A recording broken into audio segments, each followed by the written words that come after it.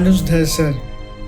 Sir, आपके बारे में ये कहा जाता है कि आपने पीएचडी तो कर रखी है, लेकिन किसी सब्जेक्ट या विषय में नहीं, बल्कि एक ही इंसान के ऊपर, और वो इंसान है नेताजी सुभाष चंद्र बोस। आपका क्या कहना है सर?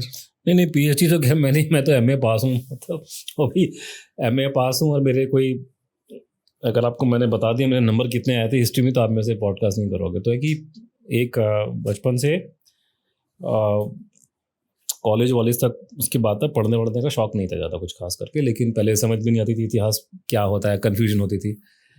तो ऐसे फालतू बैठे रहते थे कुतुब मीनार के पास में जगह, यहाँ पे, क्योंकि मैं साउथ दिल्ली साइड का हूँ, तो वहाँ पे हम लोग बैठे रहते थे। तो मुझे याद है कि इस बैठे बैठे अगर कुतुब मीनार को देख रहे थे, तो उसको कहीं बनाया किसने यार ये। तो उसमें फिर लेकिन है कि मुझे वो शायद सेंस ऑफ हिस्ट्री था, मतलब कि हिस्ट्री का स्टूडेंट अच्छा नहीं था वो था, लेकिन एक सेंस ऑफ हिस्ट्री थी कि जब कुतुब मीनार के ऊपर पढ़ना, मतलब मेरे दिमाग में ख्याल है भाई किसने बनाया ये बिल्डिंग, क्या है, क्या चीज़ है। तो एक चीज़ जो मैंने करी कि मैं ओरिजिनल सोर्सेज पे गया कि जब जिस टाइम फ्रेम में बनाया गया तो उस ज़माने की कौन सी किताबें हैं, या कुतुब मीनार के ऊपर जो लिखा हुआ है वो इंस्क्रिप्शन क्या लिखे हैं। बिकॉज पहला सोर्स तो वही है, उसके बाद आप किताब पढ़ोगे, बाकी कमेंट्री पढ़ोगे क्या थ्योरी लोगों ने फ्लोट करी है, जो भी है। तो कम से कम मुझे ये बचपन से ये मतलब जो मेरे को रियलाइजेशन हुई है, मतलब कॉलेज वॉलेज के बाद जब मेरे नंबर अच्छे नहीं आए थे, कि आपको ओरिजिनल सोर्स पे जाना चाहिए चीज़ों के। ओरिजिनल सोर्स पे जाओ, कंटेम्प्रेरी रिकॉर्ड्स के ऊपर जाओ। तो थोड़ी सेंस ऑफ हिस्ट्री थी। बाद में फिर जर्नलिज्म में आ गए, तो वहाँ पे एक टॉपिक मिला, उसमें करते करते जो आप कह रहे हैं कि पीएचडी होगी सुभाष बोस की डेथ के ऊपर, तो इट हैपेंड। बट अदरवाइज मेरे नंबर हिस्ट्री में इतने कम आए थे, बड़ी मुश्किल से पास किया। तो अगर आप डिग्री पूछोगे तो आप वैसे पॉडकास्ट नहीं करोगे उसके बाद में। तो आज के दिन में पीएचडी तो खैर उसमें क्या, मतलब मेरे किसने बोला किताब के ऊपर अब 6-8 पीएचडी निकल रहे हैं इसमें, क्योंकि मल्टीपल पीएचडी उसके अंदर इतना कॉम्प्लिकेटेड इशू है। हाँ, और मेरी किस्मत ख़राब है कि वो सब्जेक्ट मैटर ऐसा है कि वो सिस्टम के फेवर में नहीं है, गवर्नमेंट उसको पसंद नहीं करती है। यही चीज़ अगर मैं महात्मा गांधी के बारे में कर देता तो दुनिया जहान भर की मुझे पीएचडी मिल चुकी होती। सर, ऐसा क्यों आप कह रहे हैं कि वो गवर्नमेंट की फेवर में नहीं है?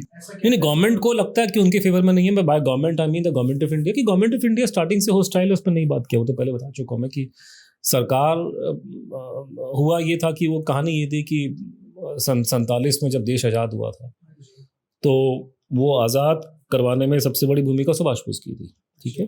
लेकिन किस्मत ये थी कि वो यहाँ नहीं थे, सुभाष बोस वो थे ही नहीं कहीं, मतलब वो कहानी है कि 45 में उनकी डेथ हो गई थी। तो सुभाष बोस जब थे नहीं, तो अंग्रेज़ों ने जब यहाँ देश को छोड़ा, तो उनके इंटरेस्ट में था कि हमने 150 साल 200 साल यहाँ राज किया, तो हम कल को यहाँ से चले जाते हैं तो हमारा कुछ होल्ड यहाँ पे होना चाहिए यहाँ पे, और उनको हाँ कुछ उनका इन्फ्लुएंस होना चाहिए, क्योंकि उनको डर भी था कि शायद थर्ड वर्ल्ड वॉर हो जाएगी और रशिया से लड़ाई करनी पड़ेगी, तो भारत की फौज जरूरत पड़ सकती जो हमने खड़ी की है वो हमारे फेवर में, अगर नहीं भी हो तो कम से कम हमारी मूवमेंट्स यहाँ पे, मतलब उनका सिक्योरिटी इंटरेस्ट था इस कंट्री की, इस इलाके में बेस रहे उनका, वो जो बाद में बना उनका पाकिस्तान में। उसी का कारण है कि पाकिस्तान जो है सपोर्ट करता है उन कंट्रीज़ को आज तक, क्योंकि पाकिस्तान बनने के कारण ये था कि उन्होंने मिलिट्री ऑफर कर दिया था बेसिस वगैरह वहाँ पे उस जिन्ना के टाइम पे। तो उस टाइम पे तो जो अंग्रेजों ने जो गवर्नमेंट ट्रांसफ़र करी है, मतलब पावर ट्रांसफ़र करी, जिसको हम लोग इंडिपेंडेंस डे कहते हैं, वो ट्रांसफ़र पावर हुआ था। तो उन्होंने उन लोगों को दी है जो लोग से उनकी दुश्मनी नहीं थी। सुभाष बोस उनके दुश्मन थे, लेकिन जिन लोगों के हाथ में पावर आई है वो अंग्रेजों के दुश्मन नहीं थे, उनके ओपोनेंट हो सकते लेकिन दुश्मन नहीं थे। तो वहाँ पे उन किसी के भी, अब वही लोग जो पॉलिटिक्स में सुभाष बोस के खिलाफ में थे, वो लोग जो फौज में थे सुभाष बोस के खिलाफ में थे, या जो ब्यूरोक्रेट्स जो थे, जो पूरा इको सिस्टम जो निकल के आया 47 के बाद में, वो बेसिकली वही अंग्रेजों के ज़माने का सिस्टम था। उनको सुभाष बोस पसंद था नहीं, अंग्रेजों को उनको पसंद नहीं था, और वो सिस्टम हॉस्टाइल है तब से, और वो सिस्टम सुभाष बोस को पसंद नहीं करता। आज़ादी उसकी वजह से मिली है, लेकिन उन्होंने अपनी थ्योरियाँ फ्लोट कर दी कि वो दे दी हमें आज़ादी बिना खड़क बिना ढाल चरखे से मिली है, बिकॉज वो कहानी सुनने में अच्छी लगती है, उसमें अंग्रेजों की इमेज अच्छी हो जाती है, तो अंग्रेजों को अच्छा दिखाना, तो क्योंकि ये भी इनका भी इंटरेस्ट में था वो करके। तो उसमें प्रॉब्लम है कि अब ये कि, लेकिन होता क्या कि सुभाष बोस इतने पॉपुलर हैं जनता में कि वो सरकार खुल्लम खुल्ला गाली तो दे सकते नहीं उनको, तो उन्हें कंसेशन देने पड़े बीच बीच के अंदर, कि उनको करना पड़ा, उनका नाम लेना पड़ा। उनके दिल में नहीं था लेना, लेकिन वो इग्नोर भी नहीं कर सकते कम्प्लीटली। लेकिन वो हॉस्टिलिटी जो उनके बारे में है कि सरकार उनको पसंद नहीं करती है, ये तो सबको पता है, जग जाहिर है, और सबको मालूम है कि आज से हम लोग छोटे थे या उससे पहले, जैसे अभी लोग को सुन के हैरानी होगी कि भगत सिंह जरा वो खास नाम नहीं था पंडित जी के टाइम पे, उस जमाने में तो टीवी नहीं था, रेडियो थे, तो कोई प्रोग्राम नहीं आते थे खास, तो वो किसी का नाम नहीं लेते थे, गांधी जी के अलावा किसी का नाम नहीं लिया जाता था, बस गांधी जी का नाम। हाँ, गांधी जी, और मतलब नेहरू जी तो खैर खुद ही प्रधानमंत्री थे, और लेकिन ना कि किसी का नाम नहीं था। ये तो बाद में जाकर के 70 के दशक में जब पब्लिक प्रेशर पड़ा तो उन्होंने सुभाष बोस का नाम लेना शुरू किया, थोड़ा बहुत भगत सिंह का नाम आना शुरू हुआ किताबों के अंदर। मतलब मैं कह रहा हूँ पहले ऐसे प्रोग्राम शोग्राम नहीं थे, तो पहले कोई चीज़ें बनी नहीं ना, तो नहीं तो ये चीज़ें पहले होनी चाहिए थी। तो सरकार, भारत सरकार जो एज ए एंटिटी है 47 के बाद से, वो सुभाष बोस के लिए हॉस्टाइल है। और उसके अंदर आप उसमें पकड़ लीजिए वो नेताजी की डेथ मिस्ट्री, जिसमें आप ये जो रिसर्च मेरी ये दिखा रही कि भारत सरकार की थ्योरी गलत है, तो मैं सरकार को ही तो उल्टा चैलेंज कर रहा हूँ ना, तो उसमें मुझे क्यों सपोर्ट करेंगे लोग? तो ये प्रॉब्लम है। तो आपने तुमने पूछा तो उसका आपने कहा कि सरकार की थ्योरी गलत है। हाँ। सरकार की ऑफिशियल थ्योरी है कि वो प्लेन क्रैश में मारे गए। डेथ मार गई थी। आपकी थ्योरीज क्या कहती हैं? मैं मेरी कोई थ्योरी वैसे नहीं है कि मैं कोई थ्योरियां सोच करके आया था, मेरा कोई पर्सनल तो इसमें है नहीं ना, जो आपने रिसर्च से ढूंढी, जो रिसर्च है उसमें मैं एक्सीडेंटली कि मैं हिंदुस्तान टाइम्स में नौकरी कर रहा था, और वहाँ पे उन्होंने इन्वेस्टिगेशन करने को बोला। करने का कारण ये था कि उस टाइम पे ऑलरेडी ये कमीशन ऑफ इंक्वायरी भारत में जस्टिस मुखर्जी कमीशन काम कर रहा था। दूसरा ये कि इंटरनेट की दौर की शुरुआत थी, मैं साल 2001 की बात कर रहा हूँ, और पहली बार ऐसा हुआ कि आपको एक वर्ल्ड वाइड ऑडियंस मिल गई बात करने के लिए, सुनने के लिए। सोशल मीडिया जो पहले नहीं था उस ज़माने में, इंटरनेट मिल गया। सोशल मीडिया तो कर नहीं आया था उस टाइम पे, लेकिन ये इंटरनेट आ गया कि अगर पहले मान लीजिए कि मैं एक स्टोरी छाप रहा हूँ हिंदुस्तान टाइम्स में या टाइम्स ऑफ इंडिया में, तो जो दिल्ली के पेपर में दिल्ली के लोग पढ़ेंगे, ठीक है। अब टाइम्स ऑफ इंडिया बड़ा अखबार है तो उसके 6 एडिशन है, बिल्कुल, तो शायद भारत के लोग पढ़ लेंगे। लेकिन जिस दिन वो इंटरनेट आ गया था तो आपकी पूरी दुनिया में ये टॉपिक थोड़ा सा इंटरनेशनल लेवल का था। सुभाष बोस की डेथ उनकी ताइवान में हुई है, सपोर्ट सिस्टम उनका साउथ ईस्ट एशिया में था, तो अब उसमें था कि तो ये पहली बात हुई कि बहुत बड़ी जनता पे वर्ल्ड वाइड इन्फॉर्मेशन मिल जाएगी। दूसरा ये कि जो प्रिंट मीडिया में और खासकर न्यूज़पेपर में बहुत प्रॉब्लम थी बहुत पहले कि उसमें स्पेस की बहुत कमी होती कि न्यूज़पेपर में स्टोरी 200 वर्ड्स की है, तो इंटरनेट में वो लिमिटेशन खत्म हो गया कि आप जितना मर्जी डालना डाल दो, फोटो में ये इमेजेस कम से कम, और किस ऑडियंस को टारगेट करना है वो भी, हाँ, वो सब पॉसिबिलिटी वो मतलब, जबकि इंटरनेट बिल्कुल आज से मैं जो 2021 की बात कर रहा हूँ, सॉरी 2001 की बात कर रहा हूँ, बहुत प्रीमिटिव स्टेज पे था, लेकिन उसके बावजूद उसमें काफ़ी उसमें मतलब क्या नाम है उसमें मतलब ऐसी चीज़ें मिली जो पहले नहीं थी। तो उस कॉन्टेक्स्ट में एक हमारी इन्वेस्टिगेशन हुई है, तो उसके अंदर मैंने एक मेरा कोई इसमें एजेंडा नहीं था, कोई अगर बोलेगा तो साबित करके दिखा दे, मेरा कोई पहले से व्यू मतलब थोड़ा सा मुझे डाउट था कि क्योंकि सबको मालूम था कि नेताजी की डेथ को लेकर कंट्रोवर्सी है। जब कमिश्नर बैठा तो कुछ ना कुछ तो है, तभी कमीशन बैठा हुआ, इतना तो कॉमन सेंस की बात थी। लेकिन इनिशियल डेज में मैंने गवर्नमेंट की सरकारी रिकॉर्ड्स पढ़े, सरकारी रिपोर्टें जो थी अवेलेबल थी वो पढ़ी, तो मेरा ये मानना ये हो गया था कि ये प्लेन क्रैश वाली कहानी ठीक है। वो तो बाद में धीरे धीरे जब उसको मैंने और चीज़ें मेरे हाथ लगी, इन्फॉर्मेशन हाथ लगी, उससे मेरा स्टैंड चेंज हुआ। तो मेरा जो पूरा जो अच्छा, पहले मान रहे थे कि प्लेन क्रैश बीच में, हाँ, क्योंकि जब मैं तब 2001 में जब मैं एचटी में था तो इनिशियल डेज में मैंने वो जो पिछली कमेटी बनी थी, शाहनवाज कमेटी की रिपोर्ट और खोसला कमीशन की रिपोर्ट, खासकर खोसला कमीशन की रिपोर्ट, क्योंकि GD Khosla ji was a very good writer, जबरदस्त अंग्रेजी लिखते थे वो, तो उनकी वो कन्विक्शन था, पूरा पढ़ के लगता है यार ये तो बिल्कुल ठीक कर रहा है। आपको दोनों सेट की स्टोरी नहीं पता, आपको सिर्फ एक सेट की स्टोरी पता है, वो बोलने वाला बहुत अच्छा है, ठीक है ना।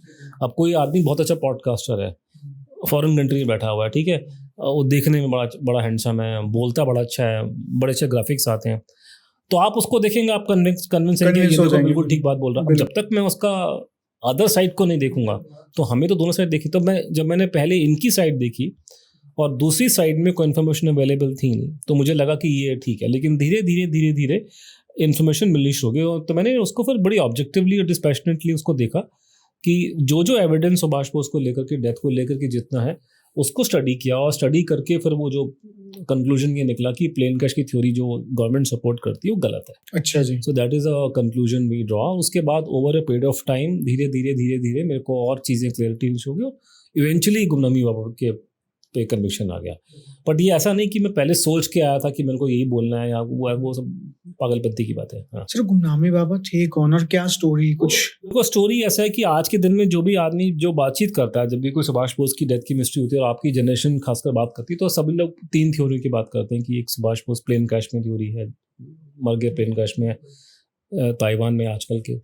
सेकेंड थ्योरी जो जनरल जीडी बख्शी और सुब्रमण्यम स्वामी सपोर्ट करते हैं कि नहीं, वो प्लेन क्रैश में नहीं मरे, वो रूस में थे, लेनिन के कैंप्स में थे। स्टालिन ने उनको मरवा दिया, पंडित जी का नाम वो लोग लेते हैं साथ में।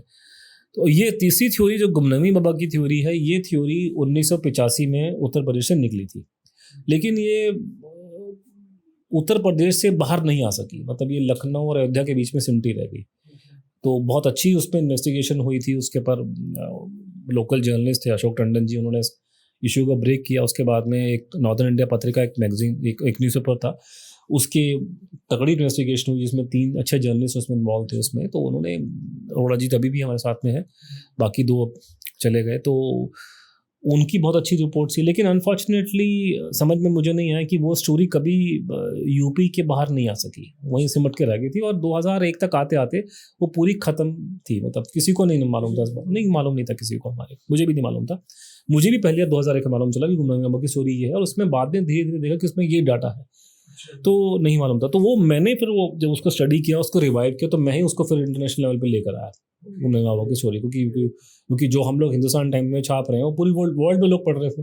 फिर एचटी की ब्रांडिंग है कि हिंदुस्तान टाइम्स की अगर ये बात बोल रहा है तो कुछ ना कुछ इसके अंदर है, तो वो वहाँ से निकलना शुरू हुआ करके। तो अब ये तीनों थ्योरी जो है वो मैंने ही, उसके बाद में मेरी पहली किताब 2005 में आई थी, तो मैंने ही ये नैरेटिव जो है, जो आजकल नैरेटिव जो बोला जाता है कि सुभाष बोस की डेथ पे 3 थ्योरियाँ हैं, तो वो मैंने ही सेट किया। मेरे से पहले लोग इतने ऑर्गेनाइज नहीं थे, मतलब वो कोई सब्जेक्ट में कोई ढंग से घुसा नहीं था, रिसर्च नहीं चल रही। हाँ, अलग अलग लोग अपनी अपनी बातें बोलते थे कि प्लेन क्रैश के सपोर्ट में या खिलाफ में। तो बेसिकली मोटा मोटा प्लेन क्रैश और रशियन एंगल की ही ज़्यादा लोग बात करते थे। लेकिन ऑब्वियसली मैंने आपको 3 का नाम लिया, उसमें और भी एंगल है, लेकिन मतलब उसको मैंने ऑर्गेनाइज करके बताया कि ये 3 इशू जो है जिसपे कुछ ना कुछ एविडेंस दिखाई दे रहा है, ठीक है, और जो देखने के लायक है, तो उसमें मैंने करके अपनी, और जो मैंने जो निकाला वो मैंने अपने एविडेंस के बेस पे निकाला। मैंने उसमें कोई सोच समझ के करना और ऐसे कुछ नहीं। सर, आप कौन से एविडेंस की बात कर रहे हैं? आपने क्या एविडेंस देके क्लेम किया कि गुमनामी बाबा की थ्योरी? गुमनामी बाबा की जो थ्योरी है उस पे जो एविडेंस जो आ रहा है उसको आप 3 भाग में बांट सकते हैं, ठीक है। और ये सिर्फ मेरी बात नहीं, आपको मैंने बोला कि एक मुखर्जी कमीशन बैठी हुई थी 2001 के आसपास, जब हम लोगों ने अपना काम शुरू किया।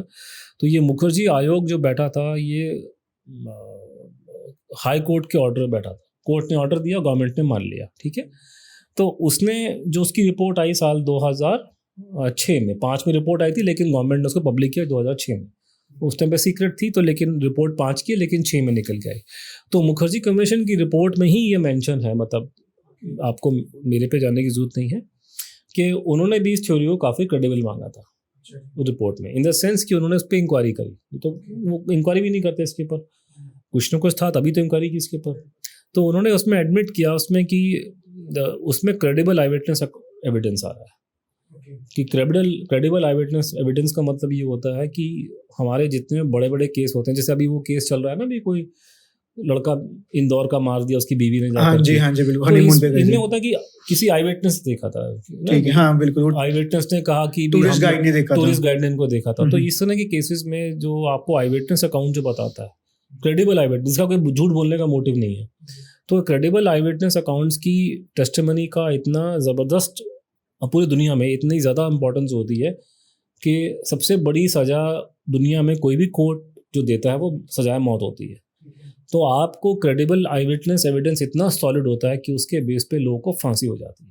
जैसे इस वाले केस में, जैसे अगर वो आई विटनेस अकाउंट बोल दे कि मैंने देखा था, तो वो जिसके बारे में दिखाई दे रहा है कि उसने मारा, कि उसको फांसी होगी। अब वो नहीं देंगे उनकी, लेकिन अपनी वर्डिक्ट के ऊपर, हाँ, वो फांसी वो कंफर्म। मतलब मैं ये आपको बता रहा हूँ कि आई विटनेस एविडेंस की ये इंपॉर्टेंस है कोर्ट की निगाह में। तो वो जस्टिस मुखर्जी आयोग, एक सुप्रीम कोर्ट का रिटायर्ड जज, जो भी कोई छोटा मोटा आदमी नहीं है, सुप्रीम कोर्ट का जज रिटायर्ड, वो ये एडमिट कर रहा है कि गुमनामी बाबा जो था उसको कई लोगों ने देखा, जिसमें से कुछ लोग ऐसे थे जो सुभाष बोस को भी देख चुके थे।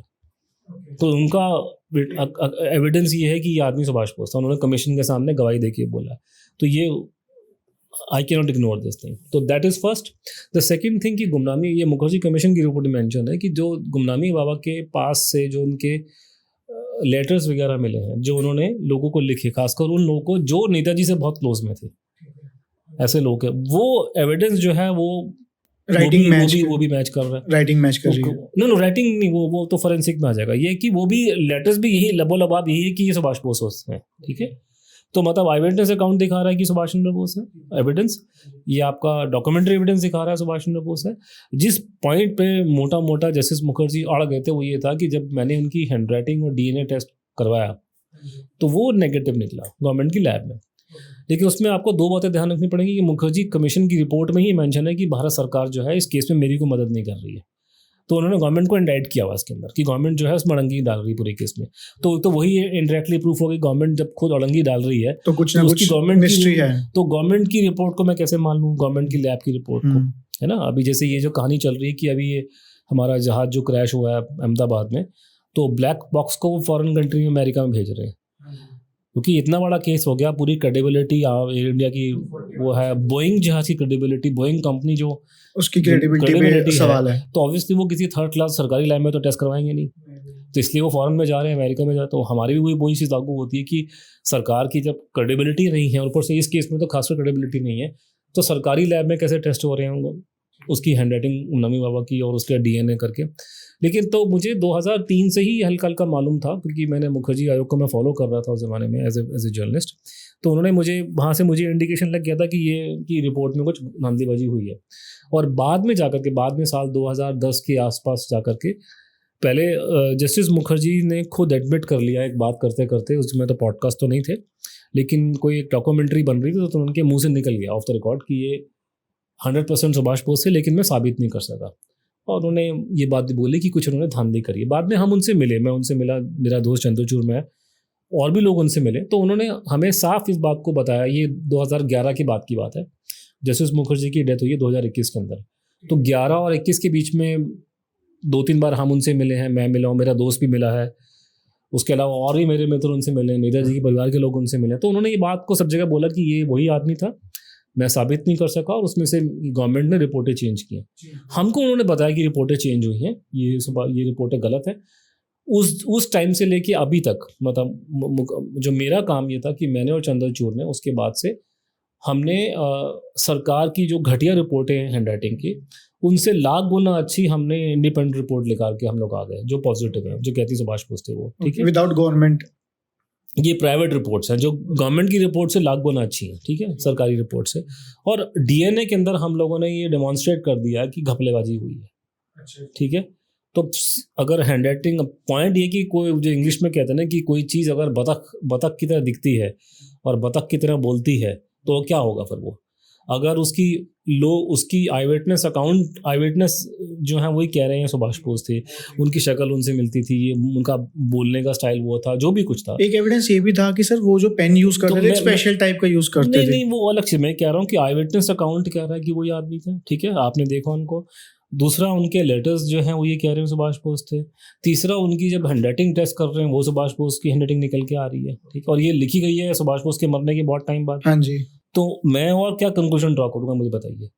जो दिखता है सुभाष बोस जैसा है, बोलता सुभाष बोस जैसा है, उसको लोगों ने पहचान लिया है, उनके लेटर्स में ये भी लिखा हुआ है।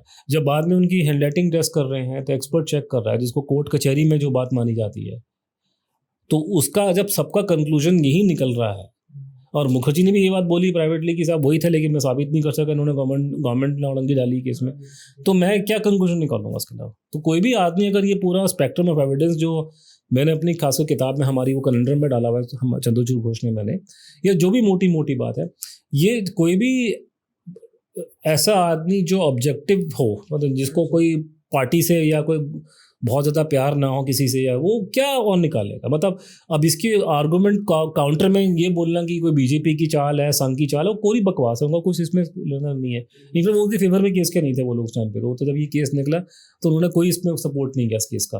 तो आप बेमतलब उनको घसीट रहे हो, वो बेचारे तो वैसे भी गांधी जी को मानते हैं, वो इसमें कहाँ पढ़ेंगे। तो ये कि और क्या कंक्लूजन ड्रॉ करेंगे अब उसमें, ये बोलना, अब लोग मुझे क्या काउंटर देते हैं कि मैं नहीं मानता इसको। भाई आपके मानने को मैं क्या करूंगा, मैं चाटूंगा उसको आपके मानने को, जब हैंडराइटिंग मैच कर रही है, जब एविडेंसेस, टन्स ऑफ एविडेंसेस आप हैं। ये बोलो ना कि एविडेंस गलत है, मैं उस बात पे आपसे डिस्कशन करने को तैयार हूँ, डिबेट करने को तैयार।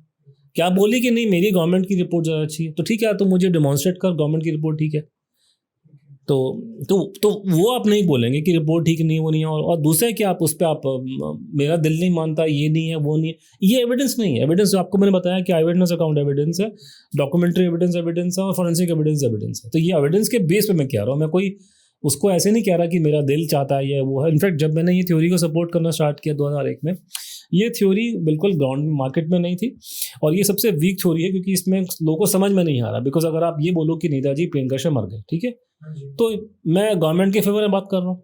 तो अगर मैं गवर्नमेंट के फेवर में बात कर रहा हूँ तो मेरी जगह सब जगह रास्ते खुलेंगे क्योंकि आप प्रोफेसरी कर रहे हैं, नौकरी कर रहे हैं, तो आप वही बोलेंगे जो सरकार कहती है, तो कोई आपको प्रॉब्लम नहीं है, ठीक है ना। जैसे आज के दिन भी भारत सरकार कुछ प्रोग्राम करवाती है नेताजी की वो लेकर के, तो मेरे को नहीं बुलाती है, वो उनको बुलाती है जो नेताजी को मारने पर तुले हैं प्लेन क्रश, क्योंकि गवर्नमेंट का व्यू वो है। हाँ, तो उनको बुलाएंगे, मुझे नहीं बुलाएंगे, बिकॉज मैं क्रिटिसाइज करूंगा जाके उनको इस बात पे, उनको इस बात की खुंदक है। तो अगर मुझे गवर्नमेंट को ही मक्खन लगाना था तो मैं ये बोल देता भी मर गए प्लेन क्रैश में, तो मैंने वो नहीं लगाया। अगर मुझे गवर्नमेंट को और ये आप लेके चलो कि क्योंकि 2004 के बाद कांग्रेस की गवर्नमेंट थी, उस टाइम पे हम लोग एक्टिव थे, तो हम लोग फिर ये अगर मुझे पॉलिटिक्स करनी होती तो मैं ये बोलता कि रशिया वाली कहानी ठीक है, क्योंकि रशिया वाली कहानी में आपने सारा का सारा ब्लेम पंडित जी पर ठोका हुआ है। तो एक राजनीतिक रोटियां सेकने के लिए अच्छा वही जिस तरह दशा जा रही थी उसी तरह अपनी दिशा। तो या तो मैं गवर्नमेंट को सपोर्ट करता तो कांग्रेस पार्टी मुझे सपोर्ट करती है। मैं आप लेके चलूँ कि साल 2004 और 14 के बीच में जब मनमोहन सिंह की सरकार थी और जब तक हमारा सारा काम हमने उस टाइम पे किया, जो हमारा इंडिपेंडेंट काम हुआ है वो हमारा इसी पीरियड के अंदर बीच में 14 के बाद तो फिर फाइलें पब्लिक निकली, बाकी तो हमने जो मोटा मोटा काम है गुमनामी का हमने उसी टाइम पे किया था। तो मैं ये कह रहा हूँ कि अगर मैं प्लेन क्रैश में उनको मार देता तो ये वाली साइड खुश मुझसे, ठीक है, और अगर वो नहीं करना तो मैं उनको ये बोलता कि उनको रशिया मार दिया। रशिया मारने से मेरे को दूसरी साइड खुश हो जाती। लेकिन मैंने हमने थर्ड पार्टी को सपोर्ट किया। तो आप ये लेके चलो कि अगर जो रेस हो रही थी घोड़ों की, जो सबसे कमजोर घोड़ा था, मैंने उसके पर अपना दाव लगाया, क्योंकि मुझे मालूम है कि ये घोड़ा कमजोर है लेकिन ये घोड़ा यही सबसे सब सही।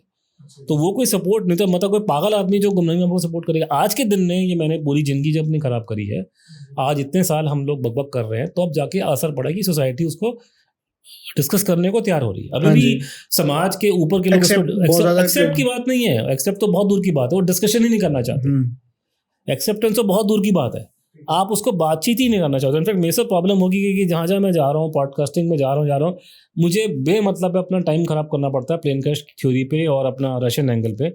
आपको उस पर डिस्कशन करने की जरूरत नहीं है।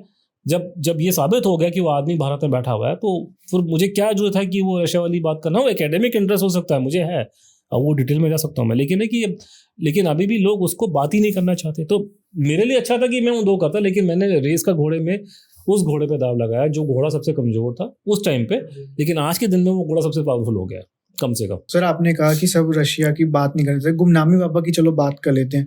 सर जब आपको उनको पता था कि अगर यहाँ एक तरफ मान लेते हैं कि गुमनामी पापा जी ही नेताजी थे, तो वो सामने आके क्यों नहीं उन्होंने बोल दिया? देखो ऐसा होता है, एक बार ये स्पीच दे देते। नहीं, ऐसा होता ना कि जीवन में एक तो आपको समझना पड़ेगा कि जो जीवन है, बहुत से लोगों का ये मानना है कि जीवन जो है क्रिकेट का मैच होता है, कि सुबह शुरू हुआ शाम को खत्म हो गया, ठीक है जी, और आपने तालियां मार ली और आपके दिमाग में फितूर है कि जो बंदे आपके सामने खेल रहे हैं देश के लिए खेल रहे हैं, ठीक है। तो वो एक बिजनेस, एक एंटरप्राइज है, जो अच्छी बात है, बिजनेस करना देश के लिए अच्छा है, उसमें वो खेलते हैं, उनको पैसे मिलते हैं, ठीक है। लेकिन जीवन एक क्रिकेट का मैच नहीं है और जीवन एक फिल्म नहीं है जो 3 घंटे में सारी सोल्यूशन हो जाता है, ठीक है ना। तो लाइफ एक बहुत लंबी चौड़ी जर्नी है, और खासकर जो आप इतने बड़े बड़े आदमियों की बात कर रहे हैं जिनकी लाइफ बहुत कॉम्प्लिकेटेड थी, और आप बात कर रहे हैं अंग्रेजों के ज़माने की, एक पीरियड जब भारत आज़ाद हुआ, बीच में सेकेंड वर्ल्ड वॉर शुरू हो गई। जैसे आज के दिन में, अब देखो हमारी हालत क्या है, आज के दिन में इजराइल की लड़ाई हो रही है ईरान के साथ में और अमेरिका के साथ में। हम लोग फंस गए क्योंकि हमारे इन तीनों देशों से हमारे संबंध अच्छे हैं। हमारे को इजराइल से भी हमारी दोस्ती है, ईरान से भी हमारी दोस्ती है, अमेरिका से हमारी दोस्ती है, और जो ईरान को सपोर्ट रशिया कर रहा है उससे भी मुश्किल हो जाता है कॉम्प्लिकेशन में हमसे सवाल पूछना। मैं किसको बोलूँ, मैं भी कंफ्यूज जाता हूँ, क्या करूँ भाई। मेरे को ईरान में लोग मर रहे हैं तो मुझे बुरा लगता है कि भाई हमारे देश के संबंध है वहाँ से, इजराइल में मरते हैं तो लगता है बुरा लगता है, अमेरिका वाले कुछ कर रहे हैं तो वो हम समझ सकते हैं कि उनके भी अपने नेशनल इंटरेस्ट हैं। तो लाइफ को, हर चीज़ को एक लाइन में समझाना, ठीक है। लोग आके ट्विटर में गाली दे सकते हैं कि गाली दे दी कि साहब अमेरिका ने ये किया, ठीक है, तो आप भी तो करते हो, आप उन्हें क्या भाषण दे रहे हो, आप भी ऐसे काम करते हो। वो अपने कंट्री के हिसाब से, ट्रंप ने जो करना है अपने कंट्री के लिए करेगा। उसने इलेक्शन तो यहाँ से करोल बाग से नहीं लड़े थे ना, उसने इलेक्शन तो अमेरिका से लड़े थे। उनकी कंट्री का नेशनल इंटरेस्ट, उनकी कंट्री का जो लॉन्ग टर्म सिक्योरिटी, उसके हिसाब से वो डिसीजन ले रहा है। उसको लगता है कि मेरे को ईरान को हटाना मेरे देश के इंटरेस्ट में है, और वो हटाने में थोड़ी मदद उसको पाकिस्तान से मिली, इसलिए पाकिस्तान वाले को बुला के इज्जत दे रहा है वो, ठीक है। उसके निगाह में भारत पाकिस्तान की लड़ाई और अमेरिका और ईरान का इक्वेशन में ईरान और अमेरिका का इक्वेशन ज़्यादा इंपॉर्टेंट चीज़ है। तो हर एक आदमी दुनिया में, हर एक देश अपने, तो मैं कह रहा हूँ कि लाइफ में जितने इश्यूज कॉम्प्लिकेटेड होते हैं उनको समझने में, अनरेवल करने में टाइम लगता है, उनको एक लाइन में उनका आंसर देना समझाना। और ये एक अजीब घटना घटी है कि सुभाष बोस जैसा आदमी, जो सेकेंड वर्ल्ड वॉर, जब आप ज़्यादा लोग समझ नहीं पाओगे, ये ईरान की लड़ाई तो बहुत छोटी चीज़ है ये सारी, और भारत पाकिस्तान को तो लड़ाई भी नहीं मानते, तो कॉन्फ्लिक्ट मानते हैं। ये तो बहुत छोटे लेवल पे 2 दिन में खत्म हो गया। सेकेंड वर्ल्ड वॉर लड़ी है 5 साल तक, बिल्कुल। उसमें लाखों लोग मारे गए करके, हमारे मुश्किल से 4-5 हज़ार लोग मरे यहाँ पे। तो हम तो कॉन्फ्लिक्ट की कैटेगरी में आते हैं, हम तो वॉर तो हमने देखी भी नहीं आज तक हम लोगों ने। तो ये इतनी बड़ी लड़ाई लड़ी, उसमें 2 वर्ल्ड के कैंप बन गए, एक्सिस फोर्सेस और allied powers. Bharat allied powers के साथ में था, ठीक है, इंडिपेंडेंस के बाद भी हम उनके साथ में हैं। सुभाष वो, और लेकिन अलाइड पावर्स जो थे वो भारत को फ्रीडम देने के इच्छुक नहीं थे, ठीक है। इंग्लैंड हमारे से नहीं, उनको इंटरेस्ट नहीं था हमारी फ्रीडम में। क्यों देंगे सर, वो इतनी वेल्थ जो लेके जा रहे हैं, कौन देगा? वो नहीं दे रहे थे, उनका इंटरेस्ट उसी में था। लेकिन है कि हमें एक्सिस फोर्सेस ने हमको सपोर्ट की, जर्मनी ने, जापान ने, इटली ने। सुभाष बोस वहाँ चले गए। अब लड़ाई सेकेंड वर्ल्ड वॉर में वो हार गए, ठीक है। और वो जब उनके साथ में जो लोग थे सुभाष बोस के साथ में, उन सारे के सारे लोगों को उन्होंने वॉर क्राइम पे चार्ज लगा के उनको हैंग कर दिया, मार दिया, या उन लोगों ने खुद ही सुसाइड कर लिया लोगों ने, ठीक है। तो वो सुभाष बोस करते करते 1945 में जब वो लड़ाई ख़त्म होती है, तो अगर नेताजी जो हैं वो उस ब्लॉक का हिस्सा थे, जिस ब्लॉक मतलब जो पूरा जो एक्सिस ब्लॉक था, जिसका जो एक नया वर्ल्ड ऑर्डर स्टार्ट हुआ था 1945 के बाद में दुनिया में, जिसका नेता अमेरिका था, कि कंफर्म हो गया कि अमेरिका दुनिया का नेता सुपर पावर बन गई है। क्योंकि उससे पहले इंग्लैंड का नाम था, लेकिन इंग्लैंड की वीकनेस एक्सपोज हो गई कि इंग्लैंड अब इतना पावरफुल नहीं रहा जितना अमेरिका पावरफुल हो गया, कि अमेरिका ने ही पूरी भूमिका निभाई है सेकेंड वर्ल्ड वॉर के अंदर। उन्होंने ही तोड़ा सबको बेसिकली, और तो उन्होंने बम फाड़ दिया। उसके बाद वो उनकी हिरोशिमा की, उनसे बड़ा ताकतवर कोई देश नहीं है। तो ये जो सेकेंड वर्ल्ड वॉर के बाद जो एक नया, वो कहते हैं ना, विश्व में नया ऑर्डर बना है, जो नया आयाम जो बना है, उसमें एक्सिस वालों के लिए कोई स्पेस नहीं था। कोई भी आदमी एक्सिस का अगर वहाँ होता, जिंदा होता, या पकड़ा भी गया, वो सीधा जेल में जाता, उसको वॉर क्राइम पे चार्ज लगा के उसको हैंग करते वो लोग। तो सुभाष बोस का कोई सर्वाइवल का कोई सीन नहीं था उस टाइम पे। तो आपको छुप के ही रहना पड़ेगा, चाहे वो आप कहाँ छुपे हैं, रशिया में छुपे हैं, भारत में छुपे हैं, बट आपके लिए उस समाज में सेकेंड वर्ल्ड वॉर के बाद, अगर आप सेकेंड वर्ल्ड वॉर में एक्सिस फोर्सेस के साथ में थे, तो 45 के बाद में आप नए दुनिया में नहीं रह सकते। जैसे आज के दुनिया में कोई भी आदमी उसामा बिन लादेन के ग्रुप में था, मतलब एक बड़ा गलत, मैं आपको एग्जांपल दे रहा हूँ just to make you understand, क्योंकि ये तो आतंकवादी ऑर्गेनाइजेशन है, वो पूरे देश थे, लेकिन कि अगर किसी इंसान का किसी आतंकवादी संगठन से अगर रिश्ता रहा हो, तो वो सभ्य समाज में वो एग्जिस्ट नहीं कर सकता, उसको कोई इलेक्शन लड़ने नहीं देगा यहाँ पे करके, ठीक है ना। तो वो अलग है। तो वही बात कि वो तो सुभाष बोस के पास में कोई ऑप्शन नहीं था अदर देन छिपने के अलावा। तो उसमें फिर वो कहानी आपको उस पर्टिकुलर पॉलिटिक्स को देखना पड़ेगा कि वो कोई बाहर कैसे निकल के आ जाए, मतलब निकल के क्या करेंगे वो लोग। निकल करके वो आदमी कोई इलेक्शन लड़ेगा एमएलए के, दिल्ली का सीएम तो बनेगा नहीं, प्रधानमंत्री बनेगा। क्या आपको लगता है कि एक आदमी सेकेंड वर्ल्ड वॉर के अंदर, जो आदमी एक्सिस फोर्सेस के साथ में रहा है 1947 में, क्या जिसने पूरा आज़ाद हिंद सरकार बना करके उसने पूरा इतना कलेश किया, इतना कुछ किया, क्या उस इंसान को 47 के बाद में दुनिया की बड़ी ताकतें भारत का प्रधानमंत्री बनने देंगी? और बन जाता उसको क्या काम करने देंगी? है ना, बहुत मुश्किल है। वो तो इंडिया को बिल्कुल कट ऑफ कर देंगे कि आप तो एक्सिस पावर्स का अपने ग्रुप बना दिया आपने, आप पे हो सकता है आप पे अटैक कर दें वो लोग कि ये तो एक्सिस पावर्स की गवर्नमेंट बन गई यहाँ पे, तो आपको अटैक कर देंगे यहाँ पे। अगर सुभाष बोस जीवित होते और भारत, मतलब जीवित अगर मान लीजिए भारत में आ जाते 47 में, तो वो प्रधानमंत्री तो उन्होंने बनना था। तो हम पंडित जी को कौन पूछता उस टाइम पे, लेकिन गांधी को पूछता कोई। तो लेकिन है कि अगर वो बन जाते तो एक तो उन पर विदेशी आक्रमण उन पर हो जाता, क्योंकि वो किसी भी हालत में अमेरिका, इंग्लैंड और ये सारी कंट्रीज़, कोई भी आदमी एक्सिस फोर्सेस को बर्दाश्त नहीं करेंगी, ठीक है। और यूं नहीं कर सकते। और दूसरा ये कि भारत के अंदर ही सुभाष बोस के दुश्मन बैठे थे। पहले तो अपने गांधीवादी नेता बैठे हैं सारे के सारे सुभाष बोस के खिलाफ में, तो वो तो लगातार बोल रहे थे कि मिसगाइडेड आदमी है। सेकेंड वर्ल्ड वॉर में उन्होंने साफ बोला है, उनकी खुंदक जापान के साथ में थी, ठीक है जी। ठीक है ना। गांधी जी तो शांति सेना भेजने के इच्छुक थे जापान से लड़ने के लिए।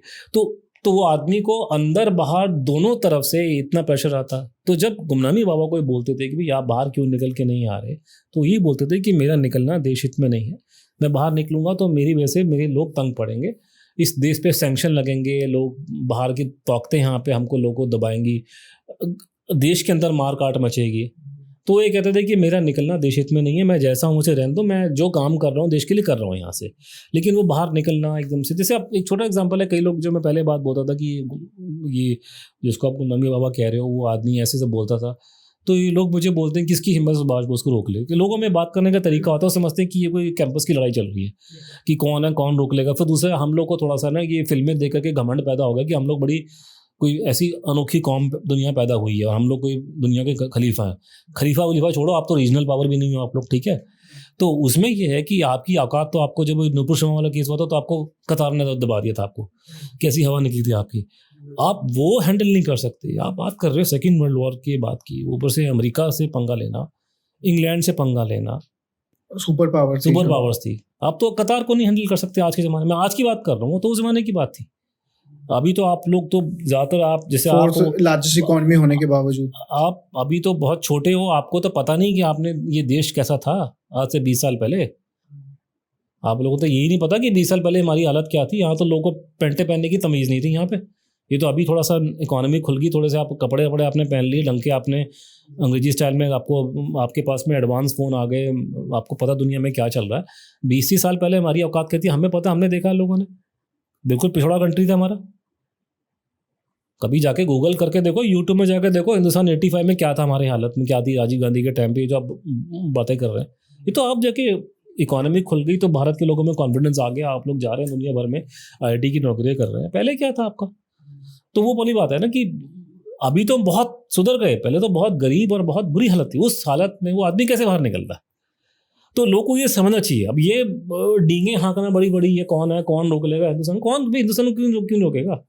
सर आपने कहा कि बाहर के तो दुश्मन थे, लेकिन जो अंदर के दुश्मन है नेहरू जी और गांधी जी। मैं नेहरू गांधी मैं बात कर रहा हूँ कि जो उनके खिलाफ, नेहरू गांधी पॉलिटिकली सुभाष बोस के खिलाफ थे, खासकर गांधी जी। सर मैंने एक और उनके पीछे, और वो नेहरू गांधी कोई छोटे मोटे नेता नहीं थे ना।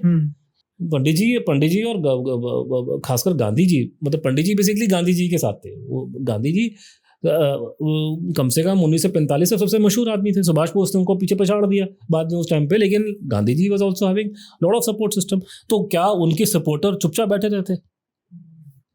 आज चुप बैठेंगे क्या? जो बैठ के मैं फेसबुक पे या जो बैठ के मैं आपके सामने यहाँ पॉडकास्ट कर रहा हूँ, तो मेरे आप चेक करना, आपके प्रोफाइल में नीचे लोग गाली देंगे मेरे को, बीजेपी का आदमी फलान ढमकाना करके। तो वो अभी बर्दाश्त नहीं कर रहे, वो उस टाइम बर्दाश्त करते। आपको लगता है कि ये लोग सुभाष बोस को बर्दाश्त करेंगे? जो इनके सपोर्टर हैं वो सुभाष बोस को आज के दिन बर्दाश्त नहीं करते। वो आके यहाँ गाली दे रहे हैं, बैठ कर मुझे गाली दे रहे हैं। उनका बस चलेगा, सुभाष बोस को भी गाली देते हैं, अभी भी देते हैं। लेकिन ये कि इस देश में रह के गाली देना पॉसिबल नहीं है, तो विदेश में जाके गाली देते हैं।